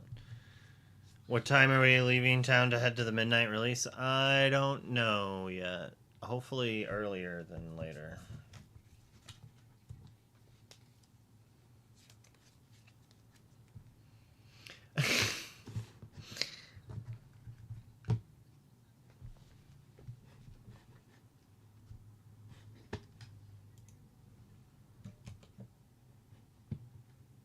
All right. Well, congrats again.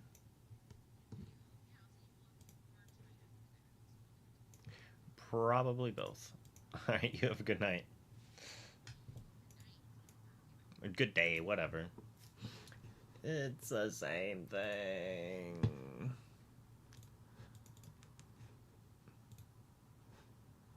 How do I exit this? Come on.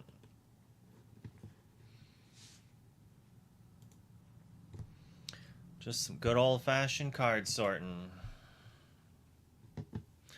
Oh, the ad's going on right now. I'm gonna go use the potty while it's finishing up. Oh, my back!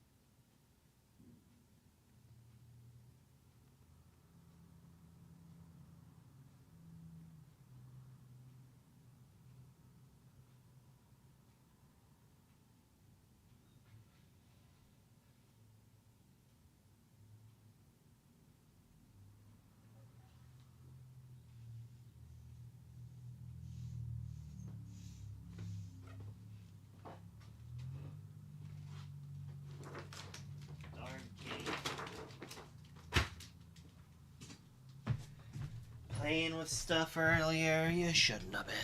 Oh, we back. Yo, Giant. Oh, bad break. Yep. Yeah, it should be really fun.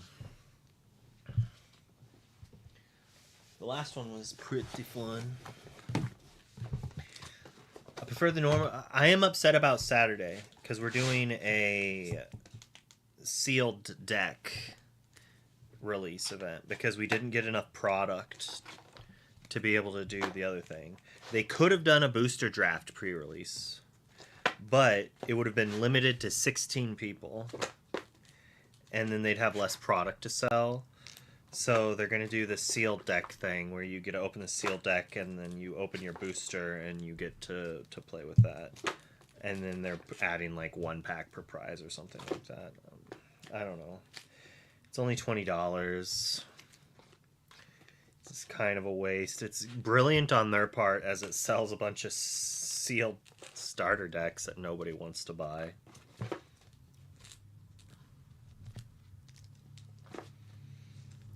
But I wasn't going to buy product and was just going to hoping to open some sick things in the pre-releases, and now I won't even be able to do that. A little sad about that, but alas. Oh, there's no cues.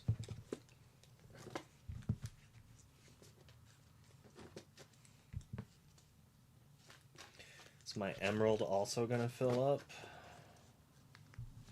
It's getting close. I have a lot of duplicates in here, though, that I need to go through and remove some.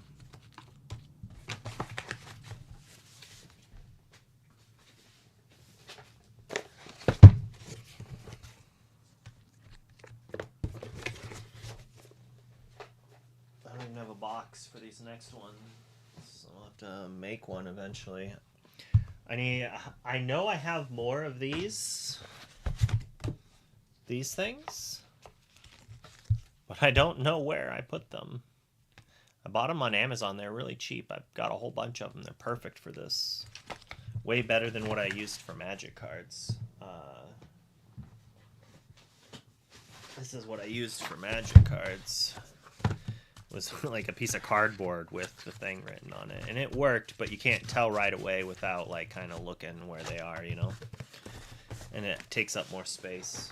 It's free if you just have extra cardboard, but I've bent cards before, used paper, and it's just messy-ish. I mean, I guess I could just take a card and tape a piece of paper if I really wanted to.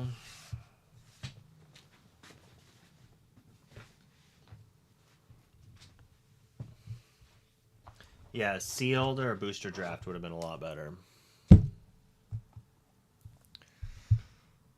They didn't do pre-order. Yeah, this one, the store seemed to focus more on getting product for the players over the sealed aspect, which I don't like. Like, I feel they're making more money selling the pre-release than selling the product individually. And our LGS doesn't upcharge, right? Like, which is one of the things I love about the LGS, is they don't raise the prices of sealed product. They keep it at MSRP, but they'll limit it how much you can buy to prevent someone from buying it all, which is nice. And while I do sell stuff online, I do singles and stuff. I don't mess with sealed product. The shipping costs on that is way too much for me to want to invest into. I need to sell this King Candy. I'm going to like hold on to it until it randomly spikes. Same with these Jafars. I'm going to break illusions and then I'm going to sell it. That's our game plan, fam.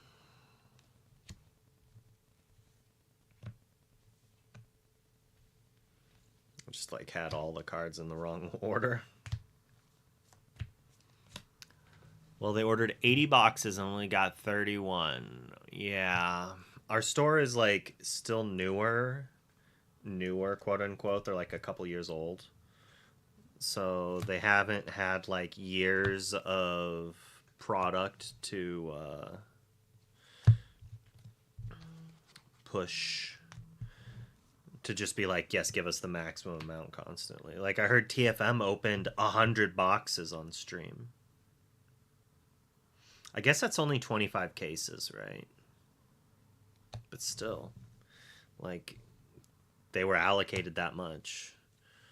And they sell singles. Like, they might have a shop, but like, I think they might have. I'm pretty sure TFM has at least one brick and mortar. That's like, because I know Dick has his own brick and mortar shop.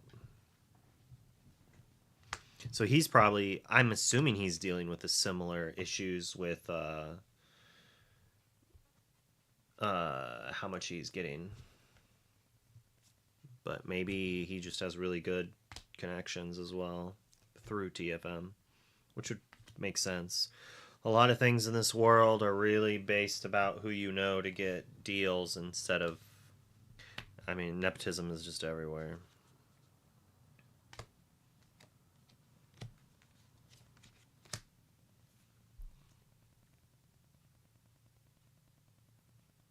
Yeah, I wonder why they don't want you going through multiple vendors. Probably just to see.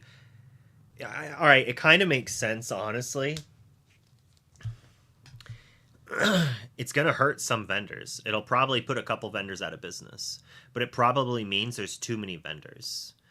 And, like, it's easier for RB to send 100 boxes to 3 different vendors each than to send 20 boxes to 20 different vendors.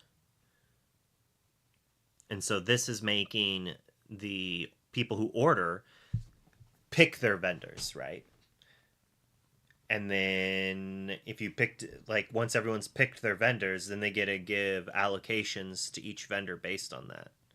So then the vendor who has less allocations might be able to keep doing their business then, and they'll go under. And then those people will start using the other vendors, and it'll increase their allocations, right?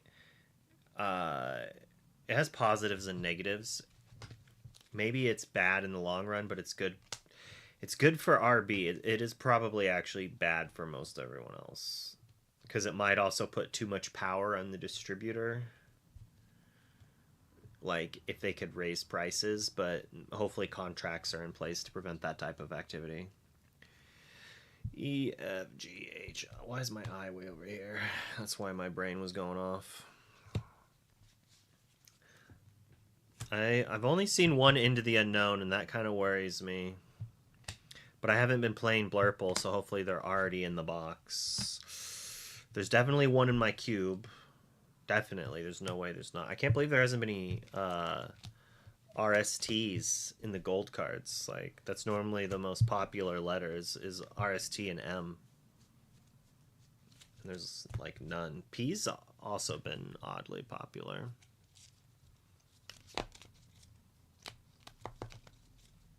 Couple cases, nice.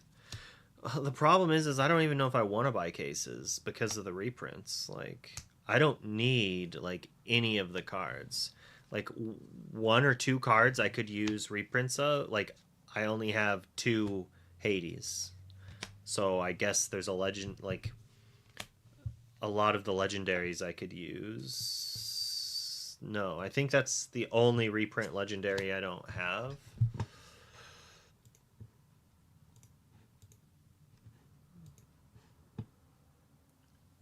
Like, I have a set of Elsas. I have a set of dragons. I have at least 3, if not a full set of Johns. I should probably go I have Robin Hood. I need 1 Stitch, 2 Hades for reprint legendaries. I sold one of my Stitches when they were like $30, $20-$30. I either sold it or I gave it away. I might have given it away on stream. And when it was like between sets like 4 and 6 or something, after set 4 it seemed like 0 play basically. 73, 42, absurd. This should not be $34. And it's only worth $34 because of scarcity. Like, all 3 of these legendaries, these are $3 legends, folks. These are $3 legendaries. If this was any other set, if even. Like, the Cruella is probably a Mufasa level legendary, but weaker. Like, the Mufasa's better than this. Like, the 8-drop Sapphire Mufasa, I think, is a better card. Most likely. There could be a world that this Cruella sees play, but, like, I'm saying 85-90% likelihood that this Cruella is not going to be worth anything. Like...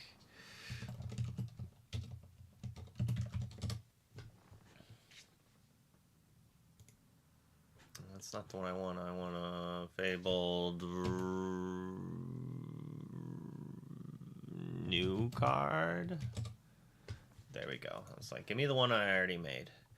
So, like, some of these cards are just worth a lot of money, right? Like that Beast. What is this? I must have been looking through some cards earlier and forgot about it. Was I just looking at my brain turned off? Oh, the it's because... No, I don't want commons. I want rares, super rares. The Beast is $8. This is a 30-cent rare. And it is pre-selling for $8. Luckily, only one person has been foolish enough. But I feel bad for this person. I missed the trash can with that box, apparently. Because they basically got scammed. Because that's what pre-sales are. Maybe scam's a hard word. It is gambling. Pre-selling is straight up a form of gambling. It's just like stock market. It's an attempt at manipulation. It's not gambling because technically you are given an item. And so therefore you're always winning. So it's not a gamble. I guess that's a workaround in some states. I don't know. But like... Well, they're gambling decked out. That's the thing, is they're hoping that this card that they think is super good is busted and is going to break the format and everyone else is blind and stupid. But it's $10, so obviously some people know it's worth money, right? So I need to grab it when it's 10 before it goes up in price. Like the last card I thought about buying did when I wanted to buy it. And then that's what they're making their money on. Like 25 copies for $8.86. Get out of here. Like, when there's this many copies of a card, 99% of the time it's because it's bad. Granted, I mean, there was this many copies of a card when I bought Docs. So, like, sometimes there's a steal.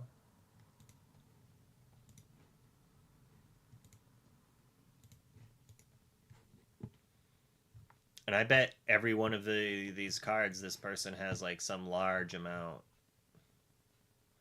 Are we? Yeah, like 13 copies. That mean? Oh, they didn't. They're just realistic and maybe. Or they opened their product and they literally opened so many cards that they have like pre-selling foils. Like they have to have a lot of cards opening to go. Hey, I got my foil docs for $4. Yeah. Well, hopefully it was from my stream that allowed you to snag that deal. But, oh wait. So, what is a card that, like the fact that Nala is 18 at rare and Ursula is 15 as super rare is insane. Like, Eye to Eye, 13... Was this Alice what I rated the worst card in the set? No. PJP was.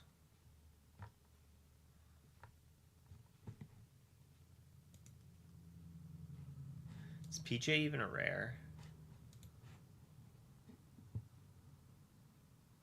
Did they not... They didn't reprint any... No, Power Lines and Uncommon. I was going to say they didn't make any cards that lower than rare, but they did. I'm just silly. I'm not even looking at all rarity. There's not a filter for me to take out reprints and new cards. PJ's so cheap, I didn't even see him. And he should be at... Wait a second. 300. For a second, I was like, why is that in with the quarter cards? Yeah, taking advantage of FOMO for sure.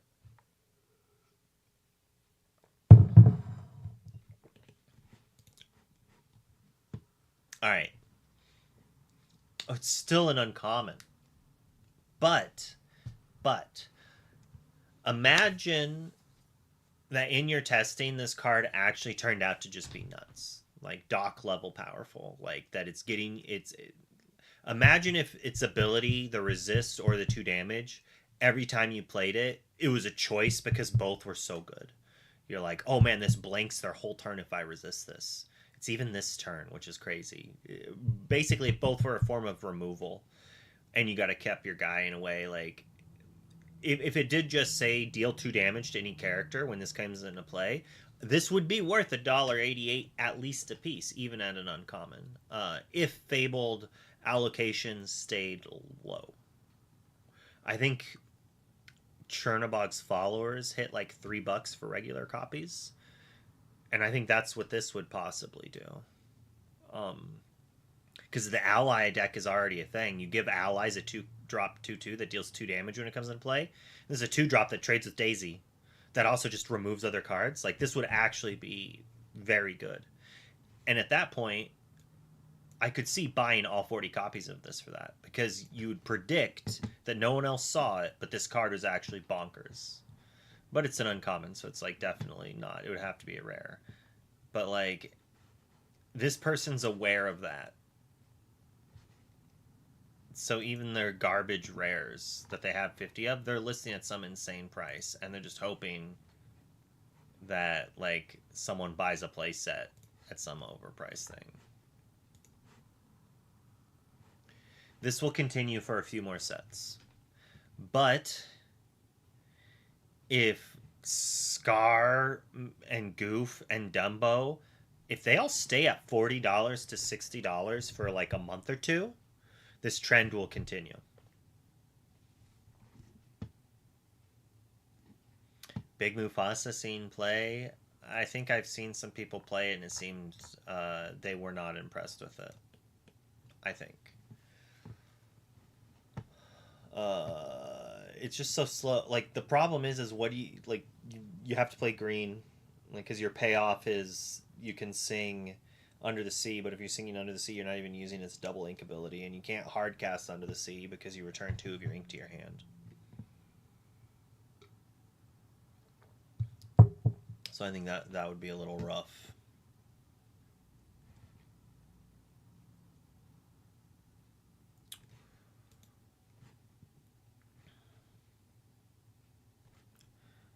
$19 Lilos, and he's got 14.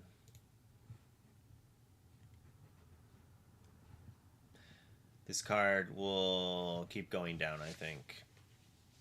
If this person's listing 14 of them at... I wonder what it even... Are they the lowest in market? No. By a penny. This is frustrating.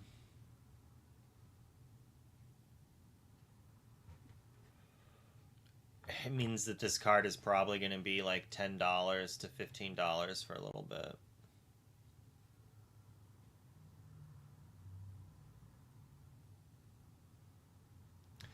Stop chaos over and over again? What is stop chaos?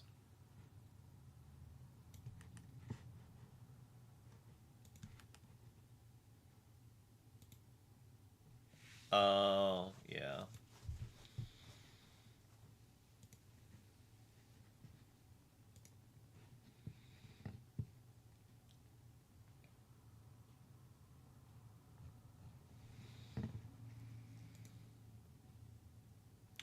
Oh, I'm so stupid. How's no one even mentioned it? No one even mentioned. This whole time I'd been looking at prices, talking about what I look at on the screen. And I haven't even been showing the screen as I've been talking about them this whole time.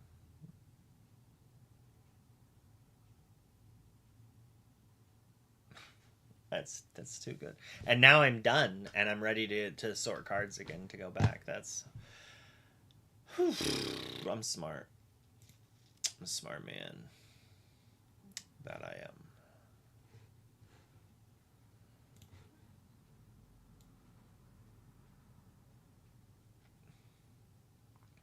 I'll go like this so I don't mess it up.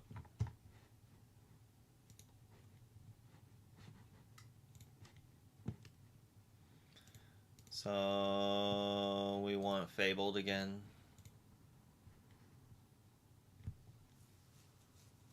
Yeah, these prices are just absurd. Like Beast for $8.89.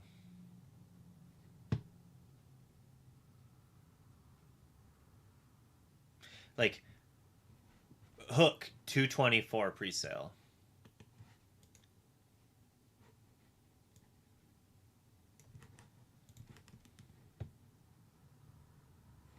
It's a 28-cent card from set 1. Why would anyone even consider buying that? Like, why? Who?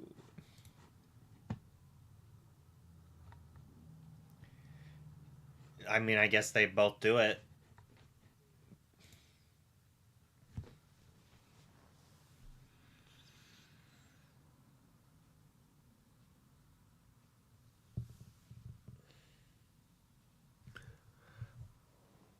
Who? Why? See, this is the problem. Everyone is like, vote with your money. Vote with your money.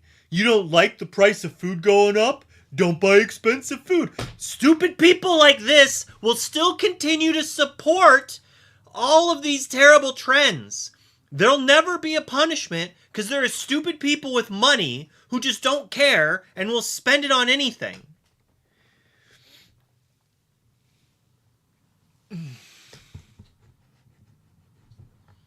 Oh, you can't even fully see, but someone bought 4 hooks for $4.99 a piece. They bought a playset of hooks for $20.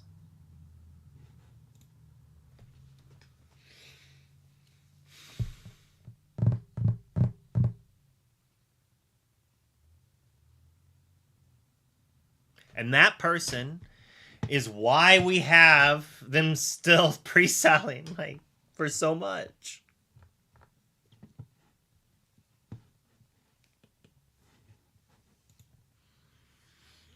Mr. Smee himself. Yeah. It's... As a consumer, that infuriates me. As someone who sells cards, I'm just like, how do I take advantage of that? I want in on that. Like, I have so many cards. I would love...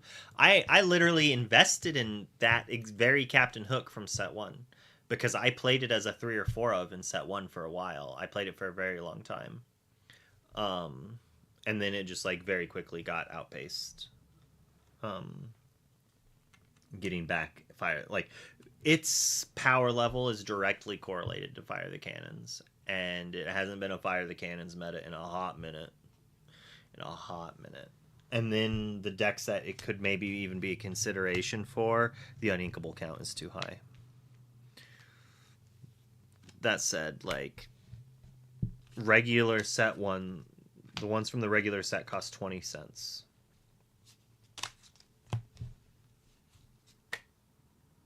Like, and they're not even buying from their LGS. That's a thing. Like, I could maybe see it if they are very wealthy and they are just trying to stimulate an LGS.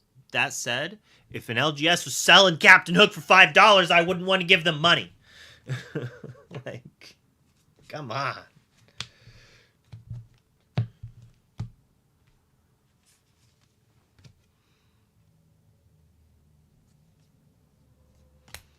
So there's 2 game stores in my town, basically. There's actually like 3 or 4, but like 3 of them, 5 or 6 of them, but most of them are not real, right? Like they might buy a booster box and sell those packs, and then like one of them recently started selling singles, and I'm pretty sure the singles are just someone's Magic collection that works there they're trying to sell them at the store. It's like a coffee shop but they do set champs, right? That's like, I only go there for set champs for that one. And that's what most of them are. And then there's two big ones. The one I go to, and then the other one that I don't go to. And the one I don't go to will fair market price sealed product, meaning that they sell all of their sealed product in their store at marked up scalper prices. So you don't spend MSRP there. When every time a Lorcana set has been, they sold Chapter 1 boosters for $10 a piece and limited you to one a day. And they had over 100 boxes, and they sold every single pack at $10 a piece with no price cuts, no boxes. And yeah. The local, he's like, I know exactly who you're talking about because they're trash, and they've been that way for years and years, which is very disappointing. Because there was a point in time, this is in Nebraska, it's in Lincoln, Nebraska. There was a point in time that it was the best card store in the nation. The nation had better prices, better prizes than every other LGS store you'd go to. I would talk to people and be like, yeah, I spend $90 on a box of cards. And they're like, my LGS sells them for $115.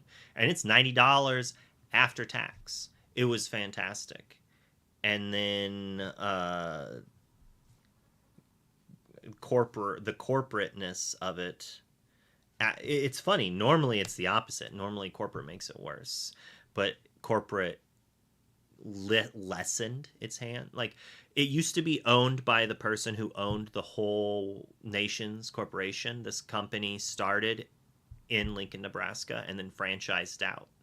And the franchise in Lincoln used to be owned by the person who started the business.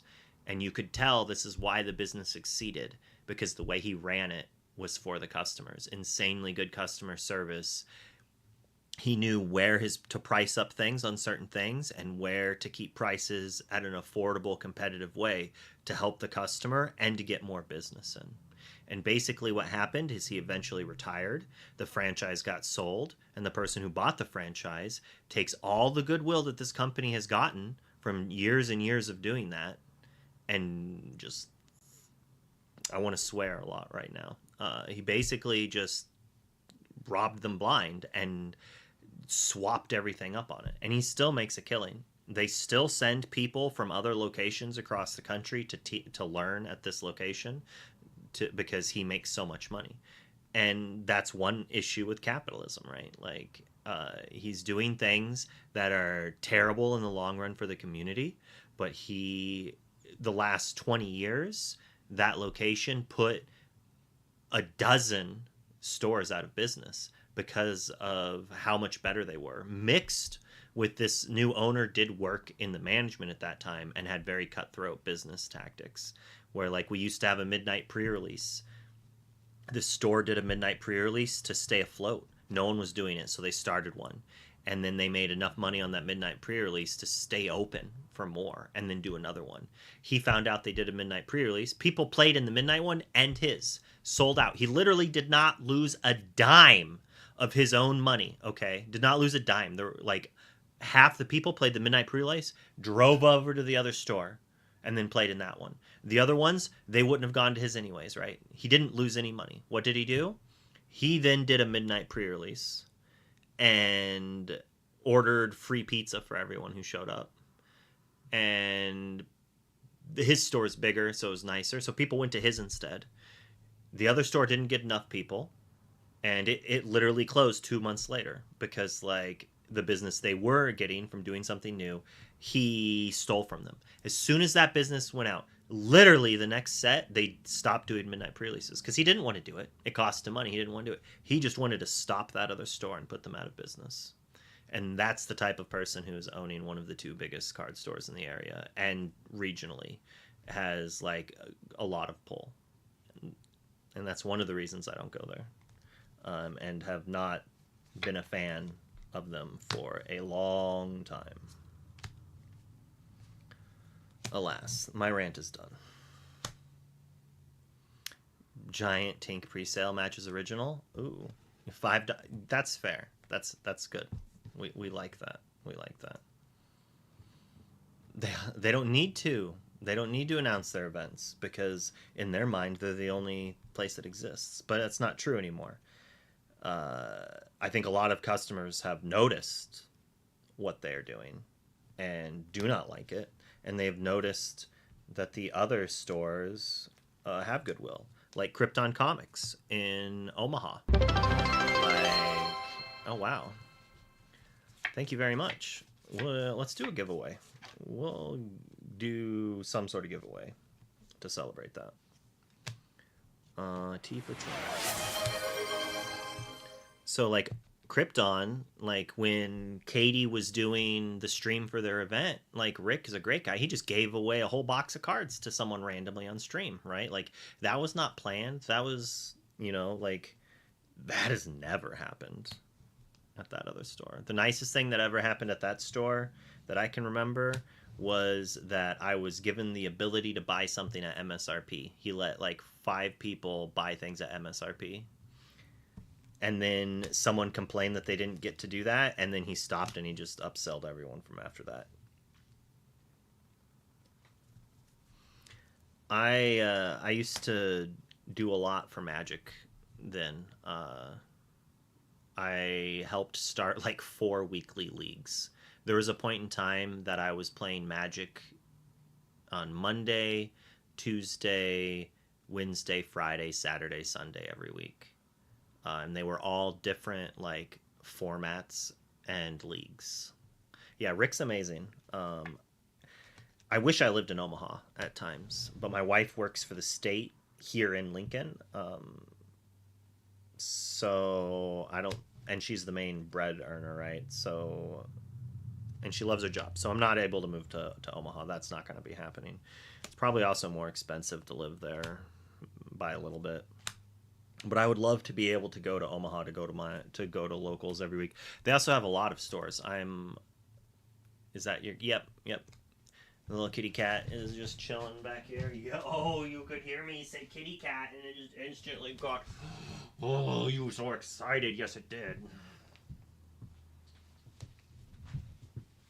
But out in Omaha, there's also Spielbound, which is like a coffee shop store. I love going there because, as I said, they have a drinkable chai latte.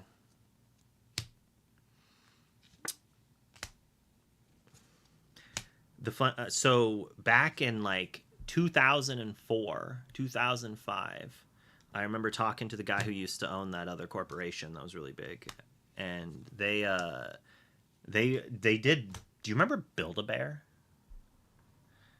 It was like really popular around that time. They actually embraced that, and every like location had a Build-A-Bear, so they had a big Build-A-Bear section. And eventually Build-A-Bear died, and I was talking to him about doing. I was like, dude, you need a coffee shop in this thing. It's big business. I feel over the last like decade and a half, that's been like the thing to do for comic stores, is to basically go in on coffee. Coffee shops are pure profit. So much money to be made on a coffee shop. You're buying, like, you can buy a pound of, not even wholesale. So the prices I'm using are things that I could just buy from the store. You can buy a pound of coffee for $20. That pound of coffee is going to make over 100 cups that you're selling for $3 or $4 a piece. Like, it's absurd.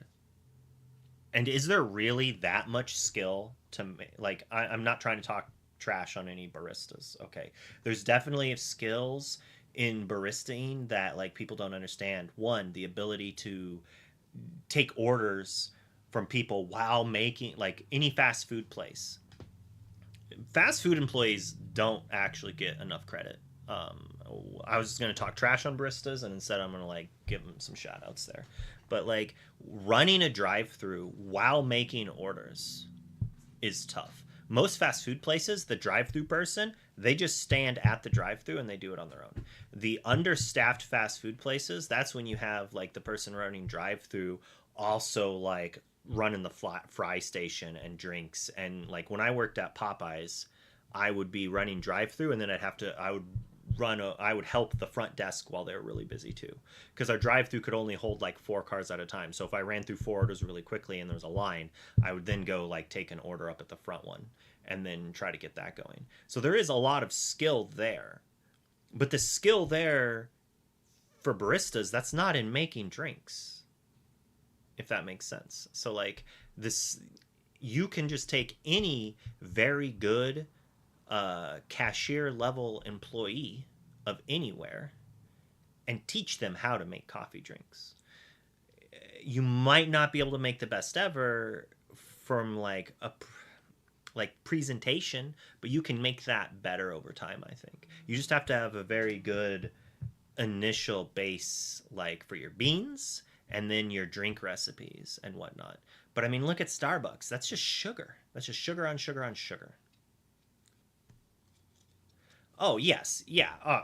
Like doing like the cup art is skillful, but I think that's a skill that's normally taught from like if I was to open up a coffee shop, I would go out of my way to find like a manager who has worked in the industry, who can do all of those, who knows what coffee, like from me opening a coffee shop because I want to open a comic book store coffee shop.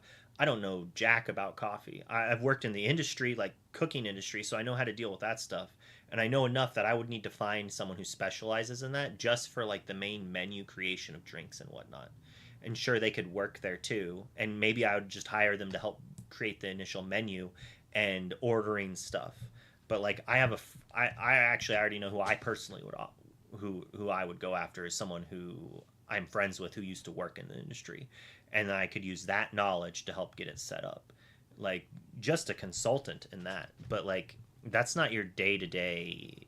Like the person who knows what to make or how to design the perfect menu is not the person who's serving it every day. There's some overlap, and some, like in kitchens especially, sometimes those people making it every day will know how to make it better than the person who made the original recipe because they've made it 1,000 times and they know that you could add this ingredient or this one or swap this based on customers asking that, and then they try it or something like that. More often than a chef who works for a main company who then designs a dish and never touches it again. Yeah, the where you get your beans is huge.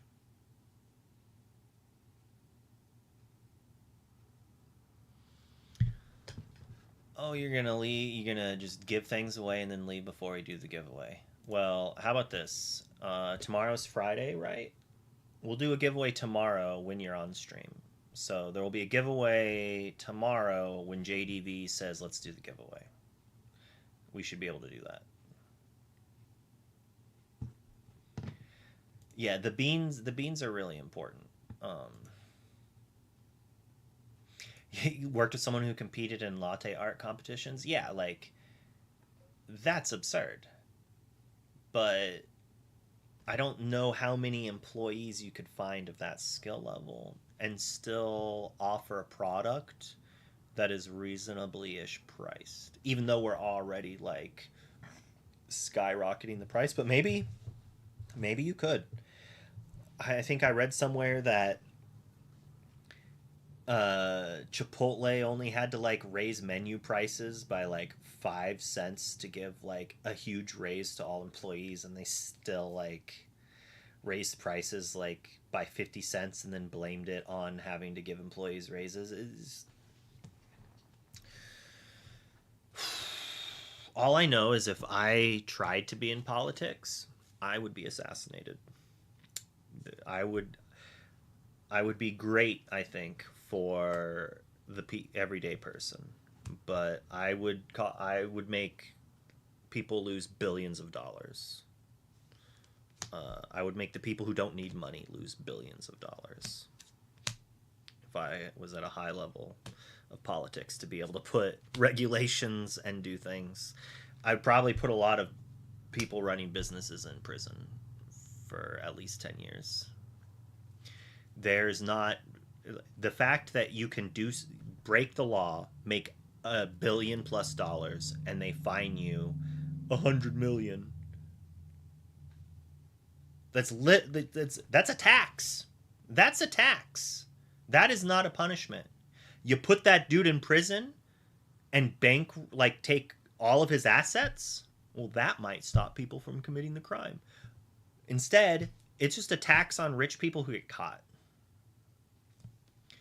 When I was in college, I worked at a cold stone creamery, and some of the employees serving the ice cream came up with the creation ideas that were so popular. Corporate took those recipes and made them go on all menus. And that's fire. That is awesome. And they probably fired the employees later when they had too many sick days. But realistically, hopefully they gave them something good out of it. I'm very...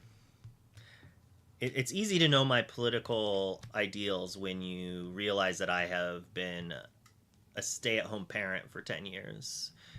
And my income had all basically been off of buying and selling Magic cards for like 5 to 10 years before that. It's like I've dealt in like a lot of the businessy area. Like, it feels like it doesn't feel good necessarily to take advantage of someone. And you have to do that to make money in a capitalistic situation if you are not the person who produced the original goods. Like, I didn't make this card, but the person who made it sold it to me. And now I'm selling it to somebody else, when that person could just go get it from the person who initially bought it. Obviously, this is a little different. There's boosters and whatever. But I'm saying, like, I bought this card from someone, and then I'm reselling it to someone else. I'm literally mailing a card from one person to another, but I'm making money off of it. And then it's like, well, how ethical am I going to be in this situation? Like, I grew up playing Magic and doing trades as a game, as a hobby. And I had no money, so I had to get, as in my mind, I didn't have to, but like I tried to get the best deal I could ever do. So like I would definitely try to get like 5, 10, 20, $30 profit in trades. I was not a good person, I guess, when I look back at it. But at the same time, it's just like you basically have to lie to yourself that the value of these is it's just a piece of cardboard, I guess. And like, it's frustrating. And so what do you have to lie to yourself to be like, oh, every day I deny people insurance claims so they can't get things they need to save their life? Capitalism is a joke.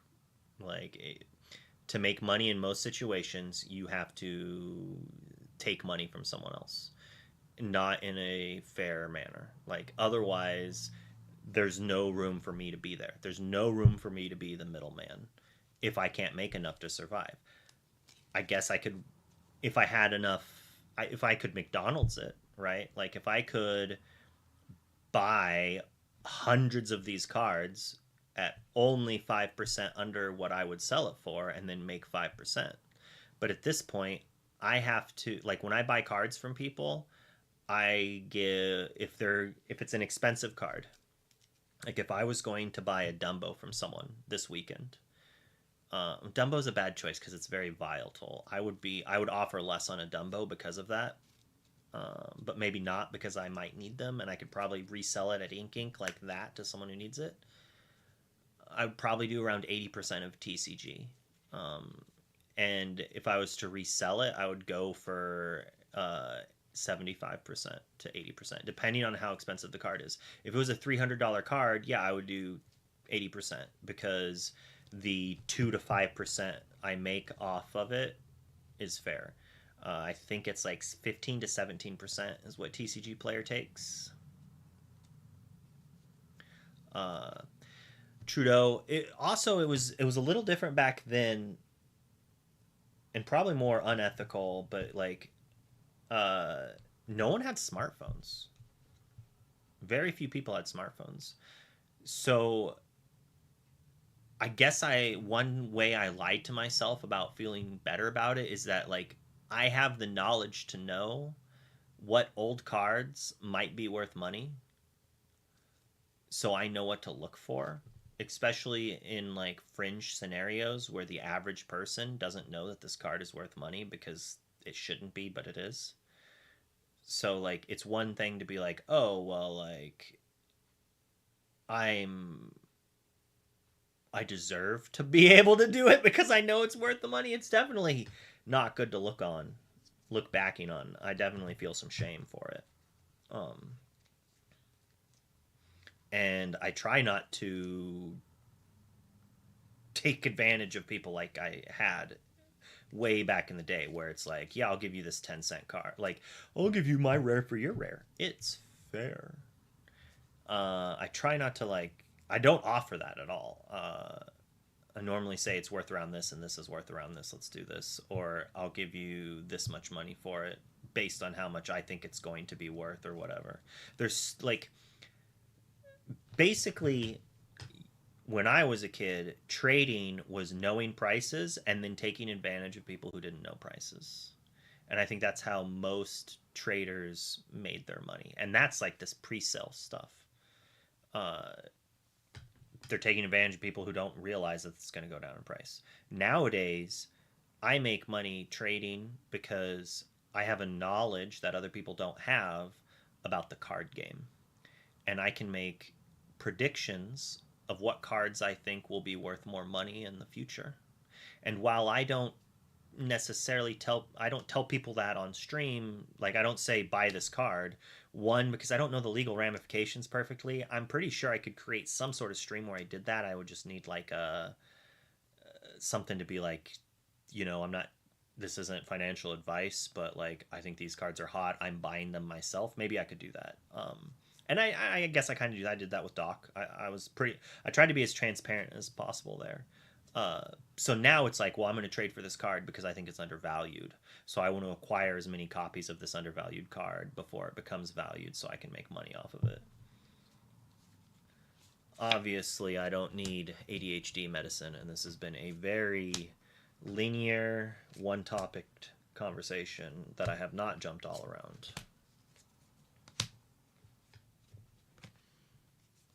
Been sorting this pile of cards for like 30 minutes.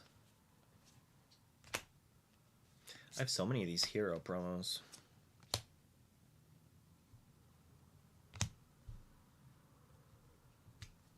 It's the participation one, right? And then I think one of the events I played in had a bunch of extra ones, so they gave out extra at the end. Dude, I probably have even more of these in let me go through.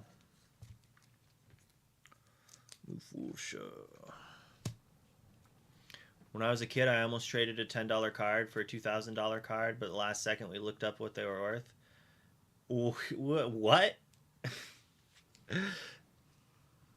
At that point, I feel like that kid should be like, all right, let's go sell it and split the profit. They wouldn't have known, unless it was probably like some kid's parents' stuff. That's funny.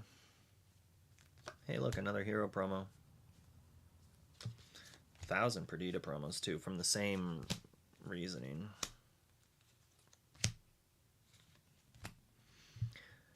It didn't help that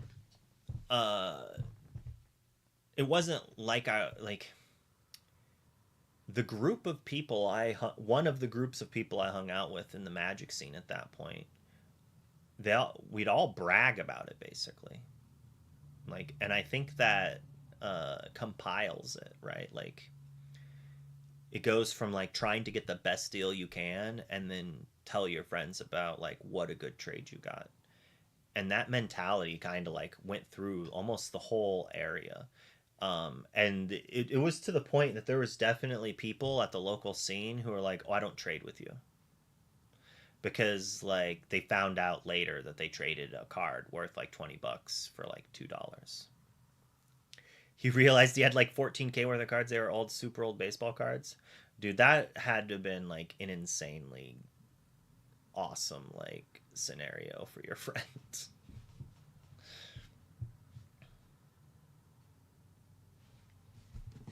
I think trading is like a dead man's game compared to what it used to be. Like when I got into Magic as a kid, 90% of the people there had a trade binder full of cards and would trade with you. So it was like we played around and then you trade with your opponent. And then you'd go around and you'd find people to trade with between rounds. After an F&M, I would normally trade away 30 to 40 cards and acquire like 30 to 50 cards, depending on which way it was like more heavily for cards. But like that's how often people were trading. Also, the store that we've talked about quite a bit, back when they were ran by the OG person, the pre-release rules used to be different. You every store didn't get a pre-release. It was kind of like this CCQ thing where everyone's like vying for stuff. So only a few places got the pre-releases, and so like the pre-release was like a 200 person event at least. And they rented out extra stores in the little area they were at to have space for everybody. So it'd be like an 8-round pre-release cut to top 8 draft. That's fire. When I was younger, I used to play Marvel Overpowered and MLB Showdown TCGs, and we trade all the time. Yeah, trading was fun. Trading is fun. And it is kind of like you have to figure out what the extent of how much you're willing to trade up or down for something. But that's more based on how much you need something, right? It's similar to that game where like someone's like, I'm gonna trade this bag of chips up into a car, and oh, I did it. And like half the time people are giving them value because they tell them they're trying to get to a car, so they want to be on the video to help them. So they're like, oh yeah, I'll give you this thing worth twice what yours is worth because why not? In the internet age. Well, with a smartphone, people also can instantly find the price of their goods. So now it's like, no, this is worth this. It's not worth that, so I'm not going to do that because I'm going to get this.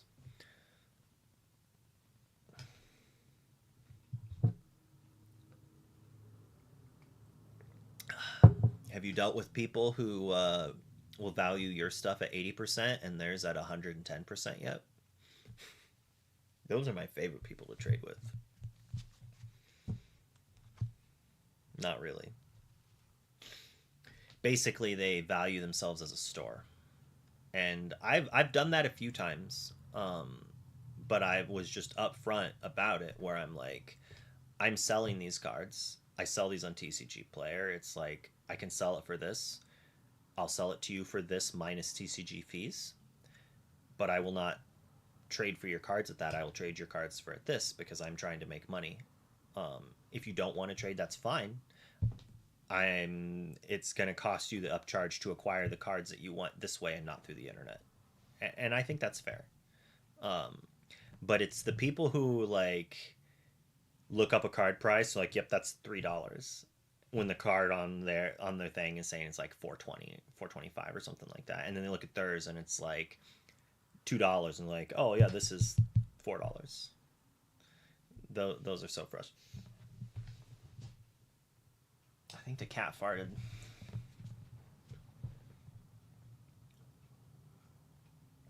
Yeah, you probably want to do that. Depending on whether or not Sky goes with us or not. Depends on how early I'll want to go. But I think, dang, kitty. I do want to get some food, I think, while out and about. So I might be down to leave between like 7 and 8. I might be down to leave like last time around 10. I'll send you a message. 2:13. We got like 17 more minutes. I don't have a box for these, but at least they're alphabetized. I thought I had ordered foil Queen of Hearts.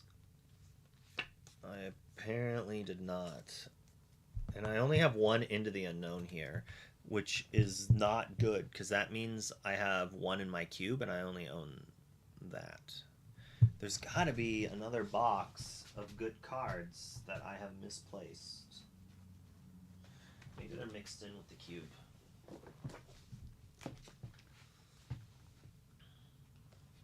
this just looks like the cube. I don't want to buy into the unknowns. Maybe there'll be some for sale at Krypton and I can support my LGS.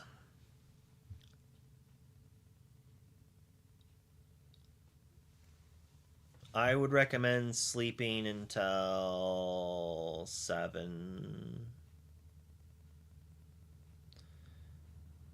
I guess it depends if you want to eat or not before then. I doubt I'll leave before 8. But I might want to pick you up at like 7:30 or something like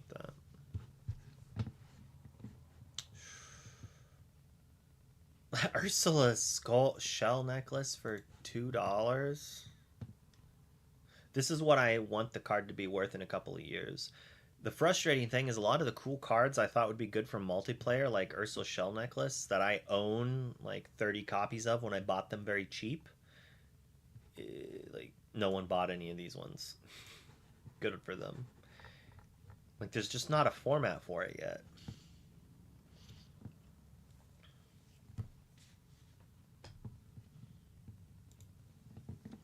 Well, Giant, I'm probably going to have to try... I'm going to want to try to borrow some cards from you for next weekend for Ink.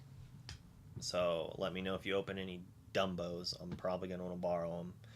Dumbos, Max Goofs, basically any of the new cards I will probably want to borrow from you.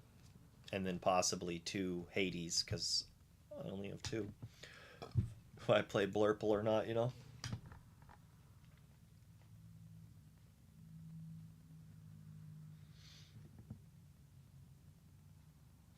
Yeah, I don't understand why they're not pre-selling these cards like Simba for $1.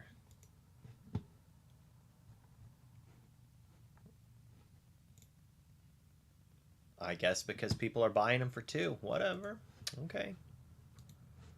Okay, fam. And yet this one is actually pre-selling for around what it's worth, right? Pretty sure the old ones were... I was going to buy some of these, and I don't think I did, but maybe I bought some foils.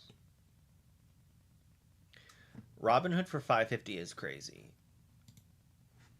But it's kind of fair because he's been seeing so little play. And without a whole new world, like, there has to be like, shifting characters, they need to have an impact right away. So I guess shifting it and challenging something down is all right. But shifting on the 2-drop Robin Hood is just so mid. I know I have more Undermines as well. I feel like I'm definitely missing a box of cards.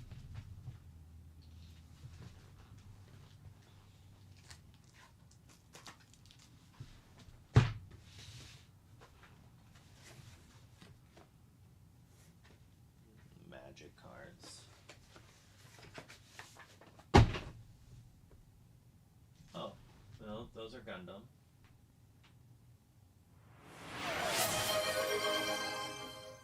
I own too many cards.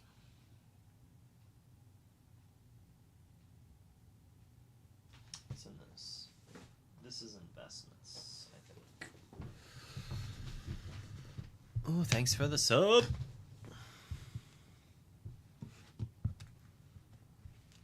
So we'll just stack this then. It's like it's alphabetized in a manner.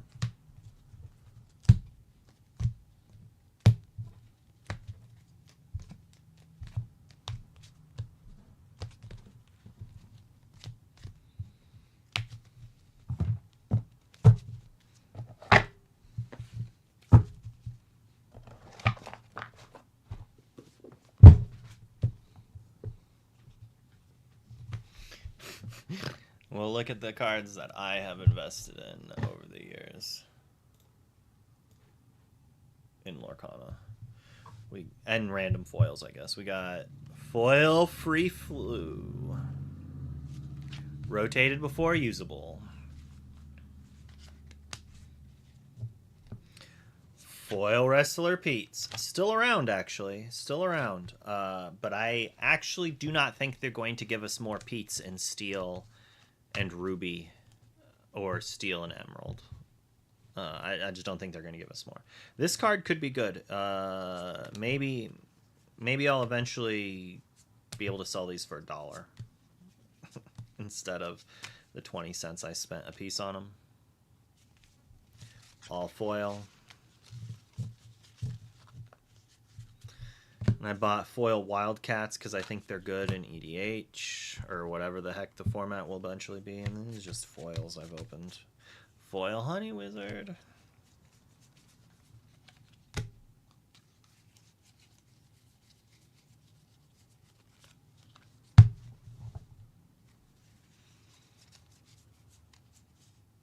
Is there any card from set 1 that got reprinted that's a common or uncommon that might see play that didn't before?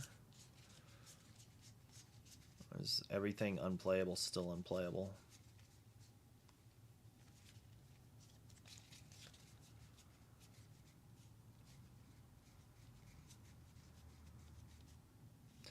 I think I saw some people chatting about Zazu being played by some decks to try to fight Blurple.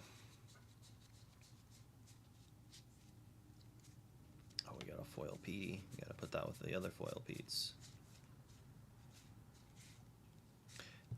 And I did see a really cool Damage Matters deck.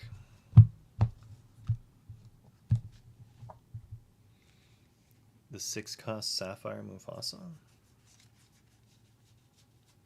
I mean, if they're playing Mouse Queen.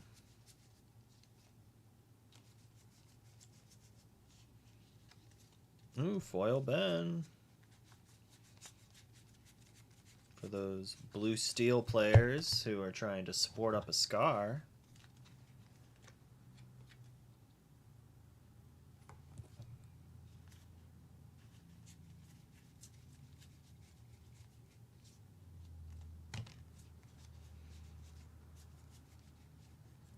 Oh, I already had a foil 1-drop Basil. I ordered to play 8 of them foil. I guess I got 9 now. Oh, now we're back on investments. Ursula's Shell Necklace, anyone?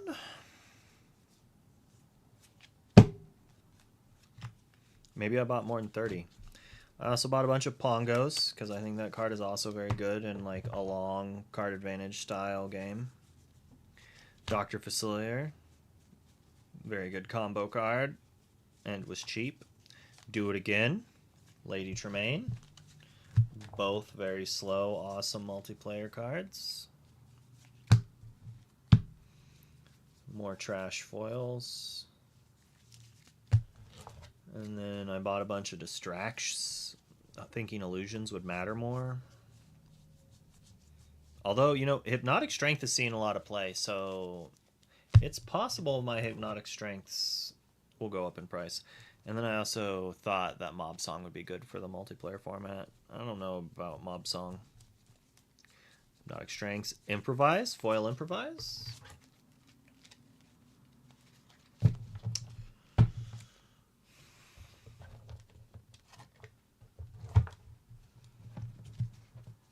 So the problem with speculating on cards is this is probably like $30 or $40 thrown away right here. If I paid like 10 cents to 20 cents a card. So it's like easy for that to happen. Yo Lord Games, raiding 10 minutes before we eventually raid. I do that a lot. How was your stream today? Did you watch the Lorecast? Eek! Didn't make the mess.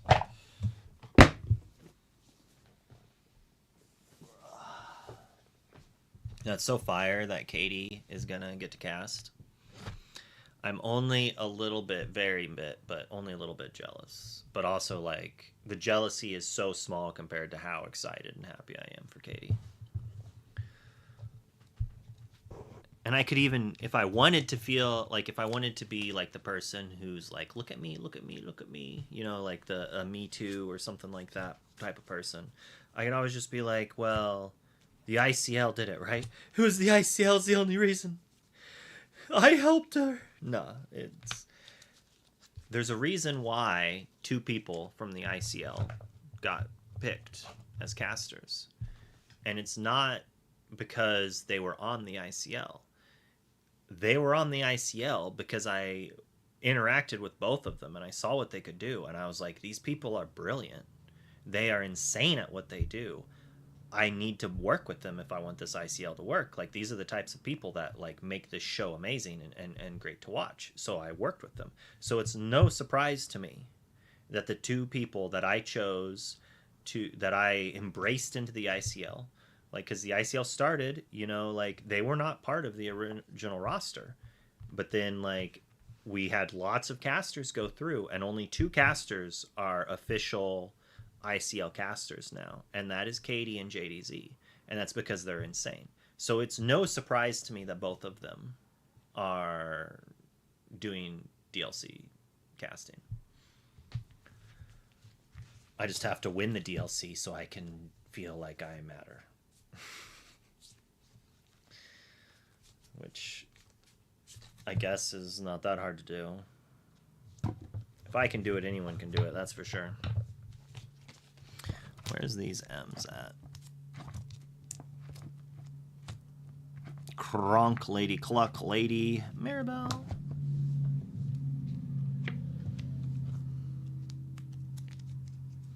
I have these in like actual good perfect fits. The funny thing is, I think these are worth like $15 to $20 a piece currently, at least, and maybe worth more in the long run. People collect things, pay weird amounts of money for them. You have a good night, Lorgain.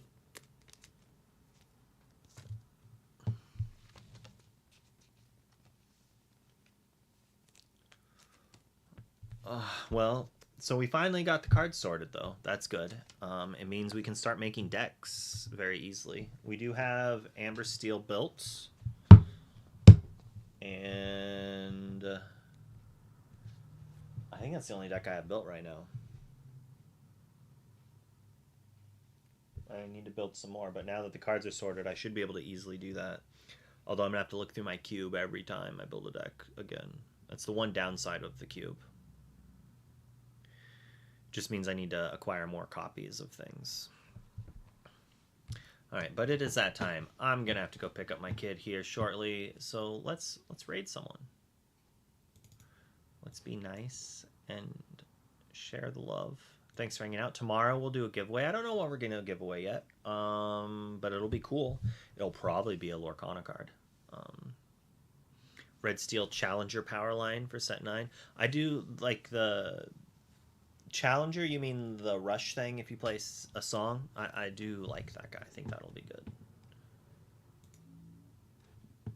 Yo, Ducky McQuacks. You showed up just in time for us to raid someone. We are gonna raid... There's only one person on right now. It's not in English, but they have 438 viewers. It's 2 guys on a... It's 2 dudes on a screen. But female nerdy girl are the tags. But it's 2 dudes on the screen.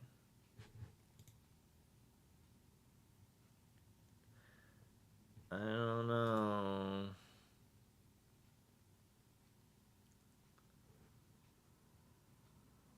What is that game?